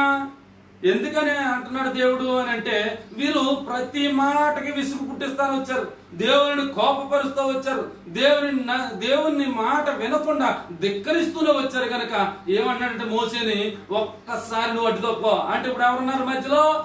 మోసే ఉన్నాడు. ప్రజలకు దేవునికి మధ్యలో మోసే ఉన్నాడు. ఈ మోసే ఉండే ఏమంటున్నాడంటే, దయచేసి వదిలేని ఆయన, దయచేసి వదిలేని ఆయన అనేటువంటి మాటలు అక్కడ మనకు తెలియపరుస్తా ఉన్నాడు. కీర్తనల గ్రంథం 106వ అధ్యాయంలో 32వ వచనంలో ఒక మాట రాయబడి ఉంటది. ఏమంటాడంటే, నీ ఉగ్రతను నేను భరిస్తూనే నా దినములన్నీ గడిచిపోయాయి అంటున్నాడు. వారి విగ్రహంలో పూజలు చేసి అవి వారికి ఉరి అయ్యి 106 మెరీబా జలముల యొద్ద వారు ఆయనకు కోపం పుట్టించిరి, కావున వారి మూలముగా మోషేకు బాధ కలిగెను. ఎట్లనగా వారు అతని ఆత్మ మీద తిరుగుబాటు చేయగా అతడు తన పెదవులతో కాని మాట పలికెను. యెహోవా వారికి ఆజ్ఞాపించినట్లు వారు అన్యజనులను నాశనం చేయకపోతే. ఇక్కడ మెరీబా జలాల యొద్ద కోపం పుట్టించినట్టుగా కనబడతా ఉంది. ఏమండి, ఇంకా పైకి చదివితే ఇంకా పైన చూడండి 19వ వచనంలో, దూడను చేసుకున్నారు, పోతపోసిన విగ్రహమునకు నమస్కారం చేసిరి, తమ మహిమాస్పదమును గడ్డిమే ఎద్దు రూపమునకు మార్చుకున్నారు. ఐగుప్తులో గొప్ప కార్యములను, హాము దేశములో ఆశ్చర్య కార్యములను, ఎర్ర సముద్రమునద్ద భయము పుట్టించి క్రియలను చేసిన తమ రక్షకుడైన దేవుని మర్చిపోయారట. ఇవన్నీ మర్చిపోయి ఏం చేస్తా ఉన్నారంటే, ఇంకా కింద చదవండి. నేను వారిని నశింపజేసేదనెను, అయితే ఆయన వారిని నశింపజేయకుండానట్లు ఆయన కోపము చల్లార్చుటకై ఆయన ఏర్పరచుకున్న మోషే ఆయన సన్నిధిని నిలిచి అడ్డుపడెను. ఈ అడ్డుపడినటువంటి వ్యక్తి ఎవరు? మోషే. ఎందుకని అడ్డుపడ్డాడంటే, భారము కలిగి ఉన్నాడు, ఒక బాధ్యత కలిగి ఉన్నాడు. నా కుటుంబం రక్షించబడితే సరిపోద్దులే, వీరందరూ వచ్చినా రాకపోయినా పర్వాలేదు, వీరు 20 లక్షల మంది జనాంగం ఉన్నా సరే నాకు అనవసరం అని అనలేదు. అక్కడ ఏమన్నాడు అంటే, నా వీరందరికీ మధ్యన అడ్డుపడిపోయాడటండి. ఆయన అంటున్నాడు కదా, నీ ఉగ్రతను భరిస్తూనే నేను దినములన్నీ గడిపేశానని అంటున్నాడు మోషే. ఎందుకని అంటున్నాడు అని అంటే, అక్కడ ఏదో ఒక మాట వీళ్ళు మాట్లాడుతా ఉన్నారు, దేవునికి విరోధంగా మాట్లాడుతున్నారు, అహరోనుకి విరోధంగా మాట్లాడుతున్నారు, మోషేకి విరోధంగా మాట్లాడుతున్నారు. ఇలా మాట్లాడుతున్న సమయంలో ఆయన ఏమో కత్తి తీసుకుని వచ్చేస్తున్నాడు. ఈయన మధ్యలో పడిపోయి, బాబు వదిలేను ఆయన అని ప్రాధేయపడతా ఉన్నాడు. ఆయన ఉగ్రతను భరిస్తూనే ఈయన దినాలన్నీ గడుపుకుంటూ వచ్చాడట మోషే. ఆయన చనిపోయేంత వరకు కూడా 40 సంవత్సరాలు ఇంచుమించు అరణ్య ప్రయాణంలో ఉండగా వారు ఏం చేశారు అని అంటే, ఎంతసేపు కూడా దేవుని కోపం పుట్టిస్తూ, దేవునికి ఎంతో ఎంతో వేదన కలిగిస్తూ, ఆయన మనస్సును కూడా గాయపరుస్తూ ఈ వచ్చినటువంటి జనాంగాన్ని ఎవరు అడ్డుకున్నారంటే మోషే. ఈ మోషే అడ్డుకోవడానికి కారణం ఏంటంటే, ఆయనకు ఒక దుఃఖం అనేటువంటిది ఉంది, ఒక వేదన అనేటువంటిది ఉంది. నా ప్రజలు నశించిపోతే ఎలాగా, నా ప్రజలు నా దేవుని రాజ్యానికి రాకపోతే ఎలాగా, వాళ్ళు కూడా దేవుని రాజ్యానికి వారసులు కావాలి అనేటువంటి ఒక ప్రార్థనతో కూడినటువంటి ఆ విన్నపాలు ఆయన దగ్గర ఉన్నాయి. కనుకనే ఆయన యథార్థతను ఆయన చూశాడండి. దేవుడు ఎప్పుడైతే ఆ వాగ్దానాలను, ఆ యొక్క నిబంధనలు ఆయనకి ఇచ్చి పంపాడో, ఆ పంపిన సమయంలో అవి కూడా పగలగొట్టేసినట్టుగా కనబడుతున్నది. ఎందుకనంటే ఆయనకి మనస్సును కోపం పుట్టించేశారట. ఇశ్రాయేలు జనాంగం అంతా కూడా ఆయన్ని వేదనకు గురి చేసేసారట. ఆయన మనసు మీదే దాడి చేసేసారటండి. ఈ దాడి చేసినటువంటి వ్యక్తులు అయినా సరే ఏం చేస్తున్నాడంటే వారు నశించిపోకూడదని ఏం చేస్తున్నాడంటే అడ్డుపడిపోతా ఉన్నాడు. ఈ భారం ఎవరికి ఉంది? ఎవరికి ఉంది? ఈ రోజు సంఘాల్లో ఉందా? ఈ రోజు అనేక సంఘాల్లో గొప్పలు చెప్పుకోవడమే ఉంది. అన్ని సంఘాలను నేను ప్రస్తావించట్లేదు సుమా. కొన్ని సంఘాల్లో ఎలా ఉన్నాయంటే చాలా వరకు గొప్పలు చెప్పుకునేటువంటి విధంగా ఉన్నది. నా సంఘం ఎత్తండి, మా సంఘం ఎత్తండి, ఎంతమంది విశ్వాసులు వస్తారండి, ఎంత మేము వైభవంగా చేస్తామండి, స్క్రీన్ డెకరేషన్లు పెడతామండి, రకరకాల డెకరేషన్లు పెడతామండి, చాలా విలువగా చేస్తామండి, అనేక కెమెరాలు పెట్టేస్తామండి, రకరకాలుగా ఉంటాయండి, మీరు ఒకసారి రండి అని అంటా ఉంటారు. ఇదన్నీ కూడా దేవునికి మహిమకరమో కాదు నాకు తెలియదు, కానీ ప్రతి రూపాయి మనం ఖర్చు పెట్టుతున్న దాంట్లో దేవునికి లెక్క అప్పగించవలసిన అవసరం ఉన్నది. నువ్వు ప్రజలకును దేవునికి మధ్యన ఒక బాధ్యత కలిగినటువంటి సేవకుడిగా అడ్డుపడుతున్నావా లేదా అన్నటువంటిదే పాయింట్ ఇక్కడ.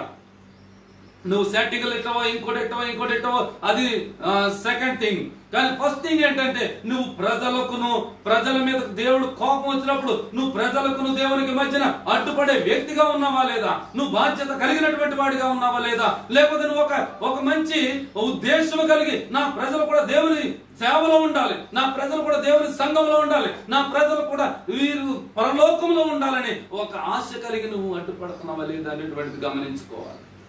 దేవుని జనాంగమా, మీరు దేవుని బిడ్డలైనటువంటి వారు కనుక గమనించాలి. అలాగే యోసేపును ఒకసారి మనం జ్ఞాపకం చేసుకుంటే, యోసేపు చాలా వరకు అన్నదమ్ముల చేత అమ్మబడిపోయాడు, వారి చేత కొన్ని కష్టాలు పడ్డాడు, చాలా వరకు దూషించబడ్డాడు, కొట్టబడ్డాడు. ఆయన అంగీ కూడా తీసి ఆ తండ్రి చక్కగా అంగీ కుట్టిస్తే వారి అన్నదమ్ముల్లో ఒక మంచి ప్రత్యేకంగా చూడాలని యోసేపుని ప్రేమించి ఆయన ఒక అంగీ కుట్టిస్తే దానిని కూడా చింపి దాన్ని పాడు చేసి ఏం చేశారనంటే గుంటలోకి తోసేశారు. రూబెన్ లేని సమయంలో అంటున్నారు అమ్మేద్దాం, అమ్మేసి ఎవరినైనా మనం డబ్బులు చేసుకుందామని చెప్పి ఒక 20 వెండి నాణాలకి అమ్మినట్లుగా మనం చూస్తా ఉన్నాం. ఆదికాండ గ్రంథంలో ఆదికాండం 43:30 వచ్చిన ఒకసారి చదువుతామండి. 43:30.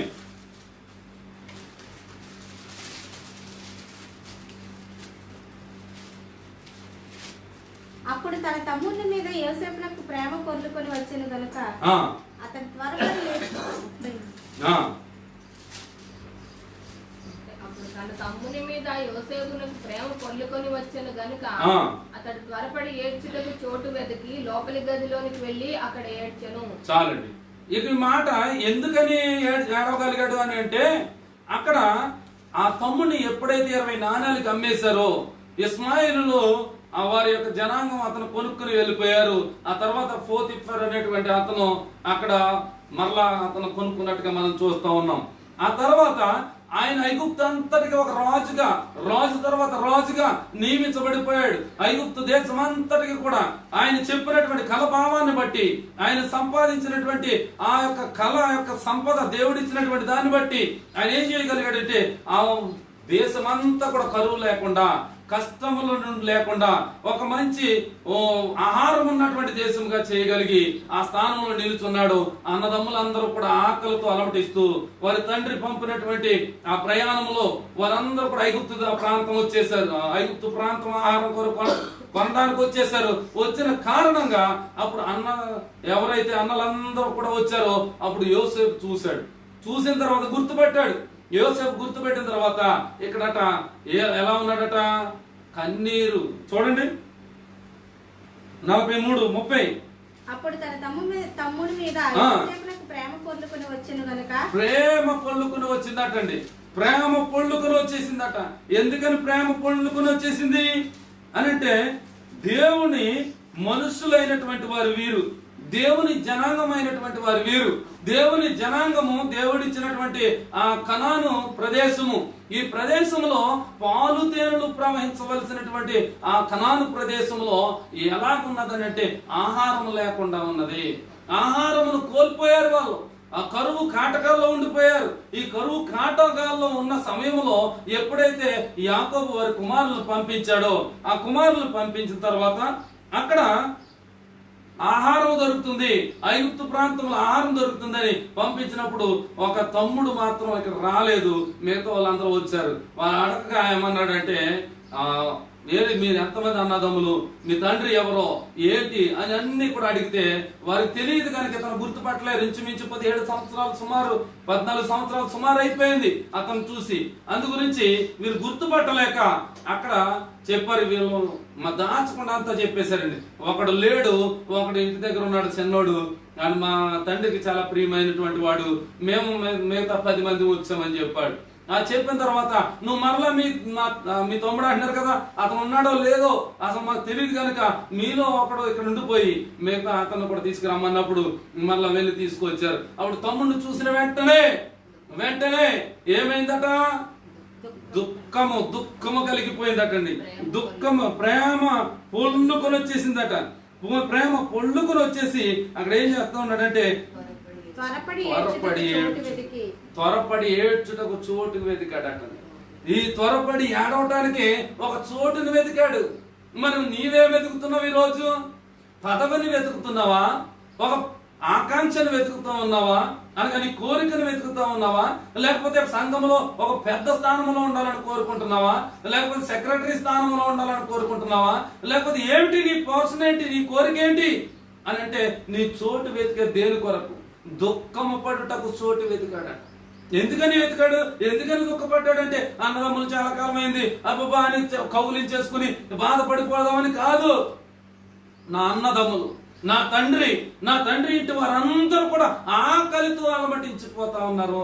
నేనైతే సమృద్ధి గల దేశంలో ఉన్నాను, సమృద్ధి అయినటువంటి ఆహారం కలిగినటువంటి పట్టణంలో ఉన్నాను. నాకు అసలు ఆహారానికి కొరత లేదు, నాకు కూటికి గాని గుడ్డకు గాని దేనికి కూడా కొరత లేదు. అయ్యో నా తండ్రి ఇంటి వారందరూ కూడా నా అన్నదమ్ములతో సహా వారు ఆకలితో అలమటించిపోతా ఉన్నారు అని ఒక భారము కలిగి అతను ఏం చేస్తున్నాడంటే చోటు వెతుక్కుని వెళ్ళి ఆయన దుఃఖపడిపోతున్నాడట, ఏడ్చేస్తున్నాడట, కన్నీరు విడుస్తున్నాడట. ఎందుకని కన్నీరు విడిచాడు అని అంటే వారికి ఆహారం లేదు, నాకు ఆహారం ఉంది. నేను నా 3 పూటలు చక్కగా తింటున్నాను, 2 పూటలు తిన్నా, 3వ పూట అయినా టిఫిన్ ఏదో చేస్తున్నాం కదా, 3 పూటలు తింటానే ఉన్నాం. మరి ఆహారం లేనటువంటి ప్రజలు ఉన్నారు. ఈ రోజున కరోనా వైరస్ తో అనేక మంది అలమటించిపోతా ఉన్నారు, అనేక మంది ఆకలి దప్పులతో ఉన్నారు. ఏ రోజుకి ఆ రోజు పూట పని చేసుకుని గడుపుకునేటువంటి ఆ ప్రజలు ఎంతో మంది ఉన్నారండి. వారందరికీ సరైనటువంటి ఆహారం లేదు. ఈ రోజు రోడ్లెక్కి నాకు న్యాయం చేయండి, మా ప్రదేశాలు పంపించండి, మా దేశం పంపించండి, మా ప్రాంతాలు పంపించండి, మా రాష్ట్రాలు పంపించండి అని ఎందుకని అడుగుతున్నారంటే వారికి ఆహారం సరైనటువంటి ఆ స్థితిలో అందక, నా వారిని నేను చూసుకుంటానో లేదో, నా బిడ్డలను చూసుకుంటానో లేదో, నేను పొట్ట చేతితో పట్టుకుని వచ్చాం. మనం కూడా ఈ విదేశాలు వచ్చాం, మన దుబాయ్లో ఉన్నాం. ఈ రోజు దుబాయ్లో ఉన్నామంటే మన ప్రాణాలు కూడా అలాగే ఉన్నాయి. మన బిడ్డలను చూసుకుంటామో లేదో, మన కుటుంబస్తులను చూడగలుగుతామో లేదో అని ఉన్నాయి. కానీ నా దేవుని కృప వల్ల నేను చూడగలుగుతానని ఒక నిర్ణయం నాకుంది. హల్లెలూయా. ఆ యొక్క నిశ్చయత నాకు ఉన్నదే కనుకనే నేను ధైర్యంగా ఉండగలుగుతా ఉన్నాను. ఈ రోజు నా ప్రియమైనటువంటి దేవుని బిడ్డలరా, మీరు గమనించవలసింది ఏంటంటే ఆ తండ్రి ఇంటి వారికి, యోసేపు అనేటువంటి వారి కుటుంబస్తులకి ఆహారం ఉందా? లేదు, కరువులో ఉన్నారు. వారు ధనం తీసుకుని వచ్చారు, ధనాన్ని కొనుక్కోవాలని వచ్చారు. కానీ అక్కడ ధనము అక్కడ ఉపయోగపడుతున్నా ఉంది. ధనం ఉంటే అన్నిటికీ ఉపయోగపడదండి. ధనం ఉన్నది, అక్కడ ఏమైనా ఆహారం ఉందా? లేదు. కానీ ఆ ఆహారాన్ని ఎక్కడికి తెచ్చుకుని కొనుక్కుంటా ఉన్నారు. ఆహారం ఉన్న చోటన, ఈ రోజున ఆహారం ఉన్న చోటను కొనుక్కోవాలి. ఆహారం ఉన్న చోటను మనం కొనుక్కోవాలి. 40వ అధ్యాయం 1వ వచనంలో ఒక మాట జ్ఞాపకం చేస్తాడు. అదే ఆదికాండం 42 1వ అధ్యాయం 1వ వచనం. ధాన్యం ఐగుప్తులో ఉన్నదే అన్నాడు యాకోబు. ధాన్యం ఐగుప్తులో ఉన్నదంటే ఐగుప్తులో ధాన్యం ఉన్నది అంటే ఆహారం ఉన్నది. అందు గురించి వెళ్ళి కొనుక్కొని రండి అని కుమారులకు చెప్తా ఉన్నాడు. ఈ ఆహారము అనేటువంటిది వాక్యము. ఆహారం అనగా వాక్యం. మనం ఆత్మీయంగా మనం అర్థం చేసుకుంటే ఈ ఆహారం అనేటువంటిది వాక్యం. వాక్యం ఎక్కడున్నదట? ఐగుప్తులో ఉన్నదట. ఐగుప్తు అనేటువంటి ప్రాంతము దేవునికి ఇష్టమైన ప్రాంతమా? దేవుని ప్రజలున్న ప్రాంతమా? దేవుని మందిరం ఉన్నటువంటి ప్రాంతమా? ఏమున్నది అక్కడ? దేవుని ప్రజలు లేవు, ప్రార్థన లేదు, ఒక పాటలు లేవు, దేవుని స్తుతి ఆరాధన లేదు, ఏది లేదు. ఆ ప్రాంతానికి అక్కడికి వెళ్ళి ఆహారం కొనుక్కోమంటున్నాడు. ఈ రోజు నేను ఆహారం ఉన్న చోటకి వెళ్ళి కొనుక్కుంటున్నామా? అనగా మనం ఆహారాన్ని కొనుక్కోవాలి, వాక్యాన్ని కొనుక్కోవాలి. మనం దేవుని మందిరానికి వెళ్తున్నామంటే ఊపించుకుంటా చేతులు జాడించుకుంటా వెళ్ళిపోయి ఏదో ఆ కాసేపు ఉండి వాక్యం వినొచ్చాడు కాదు. మనకు చేతనైనంత వరకు దేవుని సంఘంలో సహాయం చేస్తూ, సంఘానికి ఉపయోగపడుతూ, పరిచర్యలో ఉపయోగపడుతూ మనం ఆహారం కొనుక్కోవాల్సిన అవసరం ఉంది. కొనుక్కోవడం అంటే ఆడికి వెళ్ళిపోయి ఇది ఎంత, ఈ వాక్యం ఎంత, ఈ గంట వాక్యం ఎంత అని అడగండి దయచేసి. నా ప్రియమైనటువంటి దేవుని బిడ్డలారా, మనం కొనుక్కోవాల్సింది ఏంటంటే వాక్యాన్ని కొనుక్కోవాలి. యాకోబు చెప్తా ఉన్నాడు, ఐగుప్తు ప్రాంతంలో వాక్యం ఉన్నది, ఆ వాక్యాన్ని కొనుక్కురండి అంటున్నాడు. అంటే ఆహారం ఉన్నది అన్నాడు. వాక్యం ఐగుప్తులు లేదు, కానీ ఐగుప్తులో యోసేపు ఉన్నాడు. హల్లెలూయా, హల్లెలూయా. యోసేపు ఉన్నాడు. ఫలించడి కొమ్మ, ఒక అభివృద్ధి ఆయనలో ఉంది. కనుక ఆయన అక్కడ ఉన్నది ఏంటంటే అభివృద్ధి. కనాను దేశం వారు ఆ యొక్క యోసేపును పోగొట్టుకున్నారు, అంటే అభివృద్ధిని పోగొట్టుకున్నారు. ఆ యొక్క ఐగుప్తు ప్రాంతం వారు సంపాదించుకున్నారు అతన్ని. అందు గురించి అక్కడ ఆహారం ఉంది, ఇక్కడ ఆహారం లేదు. అయితే ఈ క్షణాన ఆయన ఎలుగెత్తి ఆడవడానికి కారణం ఏంటంటే వారి నేత్రాల్లో కళ్ళ నీళ్లతో నిండిపోవడానికి కారణం ఏంటని గమనిస్తే అక్కడ అన్నదమ్ములేమో ఆ తండ్రి ఇంటి వారందరూ కూడా ఆకలి దప్పులతో ఉండిపోయారు. ఆకలి, ఆహారం లేకుండా ఉండిపోయారు, కరువు కాటకాల్లో ఉండిపోయారు, ఇబ్బందుల్లో ఉండిపోయారు. కనుక వారు ఆహారంతో ఉండవలసిన వారు ఆహారం లేకుండా అయిపోయారే అని అతను దుఃఖాక్రాంతుడు అయిపోయాడు. ఈ రోజు ప్రజలకు చాలా మందికి వాక్యం అనేటువంటిది అందట్లేదు, ఆహారం అందట్లేదు. ఆహారము అందేటువంటి ప్రాంతాల్లోనే వెళ్ళి ఎక్కువగా చెప్తా ఉన్నారు తప్ప ఆహారం అందనటువంటి ప్రాంతం అనగా వాక్యము విస్తరించినటువంటి స్థలాల్లోకి వెళ్ళి ఎవరు వాక్యం ప్రకటించడానికి సాహసపడట్లేదు. చాలా మంది వెళ్తా ఉన్నారు, వారిని బట్టి నేను దేవుని మహిమపరుస్తా ఉన్నాను. అనేకమైనటువంటి ఏజెన్సీ ప్రాంతాల్లో చేస్తా ఉన్నారు సువార్త. అనేకమంది RSS సంఘాలు ఉన్నటువంటి ప్రాంతాల్లో కూడా చాలా మంది అక్కడ సువార్త జరిగిస్తా ఉన్నారు. వారు భయం కంపితులైపోయి అక్కడ సువార్తను ప్రకటించైనా సరే నేను దేవుని సన్నిధిలోకి నేను చేరుకోవాలని ఒక నిర్ణయం తీసుకుని వెళ్ళి అక్కడ సువార్తను ప్రకటిస్తున్నారు. వారిని బట్టి నేను దేవుని మహిమపరుస్తా ఉన్నాను. నా ప్రియమైనటువంటి దేవుని బిడ్డలారా, ఈ రోజు మనం గమనించవలసింది ఏంటంటే వాక్యము లేనటువంటి చోటని, అనగా ఆహారం ఎక్కడ లేదో, వాక్యం ఎక్కడ లేదో నువ్వు అది గమనించుకుని నువ్వు అక్కడ వారి కొరకు కన్నీరు పెట్టే విధముగా ఉండాలి. నువ్వు దేవుని సన్నిధికి వస్తా ఉన్నావు, నువ్వు ఎవరి కొరకు కన్నీరు పెడతా ఉన్నావు? నా కుమారుడికి చదవాలి, నా కుమారుడికి పై అంతస్తు వెళ్ళాలి, విదేశాలు వెళ్ళిపోవాలి, ఇంకా చాలా వరకు చాలా ధనము సంపాదించాలి, విమానాల్లో ఎగరాలి అని ఎదురు చూస్తా ఉన్నావేమో, నువ్వు అందుకొరకు దుఃఖపడతా ఉన్నావేమో. నా ప్రియమైనటువంటి సహోదరులారా, మనం చాలా వరకు గమనించలేకపోతా ఉన్నాం. వాక్యము ఎక్కడైతే కరువు ఉన్నదో వారి మధ్యన నువ్వు అడ్డుగా పడాలి. నువ్వు వారికి నీ దేవునికి మధ్యన అడ్డుపడి నువ్వు వాక్యాన్ని అందించే వ్యక్తిగా ఉండాలి, నువ్వు ఆహారం అందించే వ్యక్తిగా ఉండాలి. అందు గురించే ఈ యొక్క యోసేపు అనేటువంటి వాడు, మళ్ళా చదువుతాం వాక్యం 43వ అధ్యాయము 30వ వచనం. అప్పుడు తన తమ్ముని మీద యోసేపునకు ప్రేమ పొర్లుకొని వచ్చెను గనుక అతడు త్వరపడి ఏడ్చుటకు చోటు వెదికి లోపలి గది వెదికాడట. త్వరపడి ఏడవాలి. ఎందుకని అంటే వారికి ఆహారం లేదు. ఆహారం లేనటువంటి వారిని ఎవరిని చూసినా సరే, అనగా దేవుని వాక్యం అందనటువంటి వారిని ఎవరైనా చూసి మనం చేదరించుకోకూడదు. ఏం చేయాలంటే వాక్యం లేదు కనుక, ఆహారం లేదు కనుక వారి కొరకు మనం ఏం చేయాలి? దేవుని సన్నిధిలో త్వరపడి ఏడవాలటండి. ఏడిస్తే ఎలా ఏడవాలంటే నీ 2 తటాకంలో చెరువులు ఎలా అయితే నీళ్లతో నింపబడినటువంటిగా ఉంటాయో అలాగ నీ కన్నుల్లోంచి కన్నీరు కారుతూ ఉండాలి. ఇంకొక విషయం ఏంటంటే ఇక్కడ మనం ఎప్పుడైనా చర్చికి వెళ్తే బైబిల్తో పాటుగా ఒక కర్చీఫ్ కూడా తీసుకెళ్లేటువంటి అనుభవం మనకు ఉండాలి. కర్చీఫ్ కూడా తీసుకుని వెళ్ళాలి. నీ కళ్ళలోంచి కన్నీరు వస్తూ ఉంటే తుడుచుకునేటువంటి ఆ స్థితిలో నువ్వు ఉండాలి తప్ప, దుఃఖము కలిగి ఉండాలి తప్ప ఏదో ఆనందంగా చక్కగా పాటలు పాడేద్దాం, చక్కగా గొంతులు వేసేద్దాం, చక్కగా డ్యాన్స్ వేసేద్దాం అన్న స్థితిలో మనం వెళ్ళకూడదు. మనం వెళ్తే ఒక దుఃఖము కలిగినటువంటి వారిగా, కన్నీరు విడిచేటువంటి వ్యక్తులుగా నీ ప్రజల కొరకు నువ్వు చూస్తున్నావు తప్ప ఆ వాక్యం అందనటువంటి ప్రజలు ఉన్నారు అనేక మంది. వారి కొరకు నువ్వు దుఃఖము కలిగి ఉండాలని చెప్తా ఉన్నాడు. కనుక మరలా ఇక్కడ చూడండి 44వ అధ్యాయం 1వ వచనం ఒకసారి చదవండి. యోసేపు ఆ మనుషుల గోనెలు పట్టినంత ఆహార పదార్థములతో వాటిని నింపి ఎవరి నూకల వారి గోనె మూతిలో పెట్టుమని. 45:1. అప్పుడు యోసేపు తన యొద్ద నిలిచిన వారందరి ఎదుట తను తాను అణుచుకుని జాలక నా యొద్ద నుండి ప్రతి మనిషిని వెలుపలికి పంపివేయడని బిగ్గరగా చెప్పాను. ఇప్పుడు చూడండి, తమ్ముడిని ఎప్పుడైతే చూడగలిగాడో అక్కడ ఏం చేశాడట? ఆ యొక్క అప్పుడు యోసేపు తన యొద్ద నిలిచిన వారందరి ఎదుట తను తాను అణుచుకున్న జాలక, అణుచుకోలేకపోయాడటండి. ఆ దుఃఖాన్ని అణుచుకోలేకపోయాడట. ఎందుకని దుఃఖాన్ని అణుచుకోలేకపోయాడు అని అంటే, తమ్ముళ్ళు చూసాడన్న ఆ ప్రేమ ఉంటే ఉండొచ్చు కానీ వారికి ఆహారం లేకుండా ఎంతో బాధలు పడిపోతున్నారు. ఎన్ని రోజులు ఆహారం అయిందో వీరు తిని, ఎన్ని రోజులైందో వీరికి ఆహారం దొరికి, ఆహారం సమృద్ధిగా, ఇప్పుడు ఇంట్లో సమృద్ధిగా ఆహారం ఉంటే ఎన్ని దినాలైనా మనం తింటానుంటాం, సరదాగా చక్కగా తింటా ఉంటాం. ఇశ్రాయేల్ తిని త్రాగి ఆడటానికి లేచినట్లుగా. అయితే ఎప్పుడైతే నిండుకుంటా ఉన్నాయో, అంటే కొన్ని సరుకులు తక్కువైపోతా ఉన్నాయో, అప్పుడు మనం ఏం చేస్తా ఉంటాం? పర్లేదు తినేద్దాంలో ఈ రోజు కూడా అనుకుంటాం. ఏంటి అనుకోం, ఈ రోజు కొంచెం, రేపు కొంచెం. ఇప్పుడు లాక్డౌన్ ఉంది, ఈ లాక్డౌన్ కారణంగా బయటికి వెళ్ళరేమో, సూపర్ మార్కెట్లు తెరవరేమో అని చెప్పి ఏం చేస్తా ఉంటాం అంటే ఆ రోజుకి ఏదో గెంజో నీళ్ళు ఏదో వేసుకుని పూట గడుపుకునేటువంటి సమయం ఇది.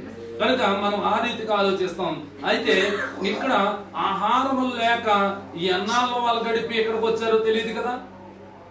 ఇంకా ఆహారం ఉంచుకుని రాలేదు వాళ్ళు, ఇంకా ఆహారం ఉంది అని రాలేదు. వాళ్ళు అంటున్నారు, మనం మా కుటుంబం కూడా చచ్చిపోతాము, కనుక మీరు వెళ్ళి ఐగుప్తు వెళ్ళి ఆహారం తెమ్మని యాకోబు చెప్తా ఉన్నాడు. నిజంగా ప్రాణాలు కోల్పోయేటువంటి స్థితి వచ్చేసింది. ఇంకా చివరి క్షణాల్లో ఐగుప్తు ప్రాంతం పంపాడు యాకోబు. అందుగురించి దుఃఖం అణుచుకొని చాలలేకపోయాడంట. ఈ రోజు నీ దుఃఖం ఎవరి కోసము? నీ దుఃఖము నీ భార్య కోసమా, నీ కుమారుడి కోసమా, లేకపోతే నీ తల్లిదండ్రుల కోసమా, నీ అన్నదమ్ముల కోసమా? ఒక్కసారి నువ్వు జ్ఞాపకం చేసుకో ప్రియమైనటువంటి సహోదరి సహోదరుల. నీ దుఃఖము కావాల్సింది ఎవరి కొరకంటే ఆహారం లేనటువంటి వారి కొరకు.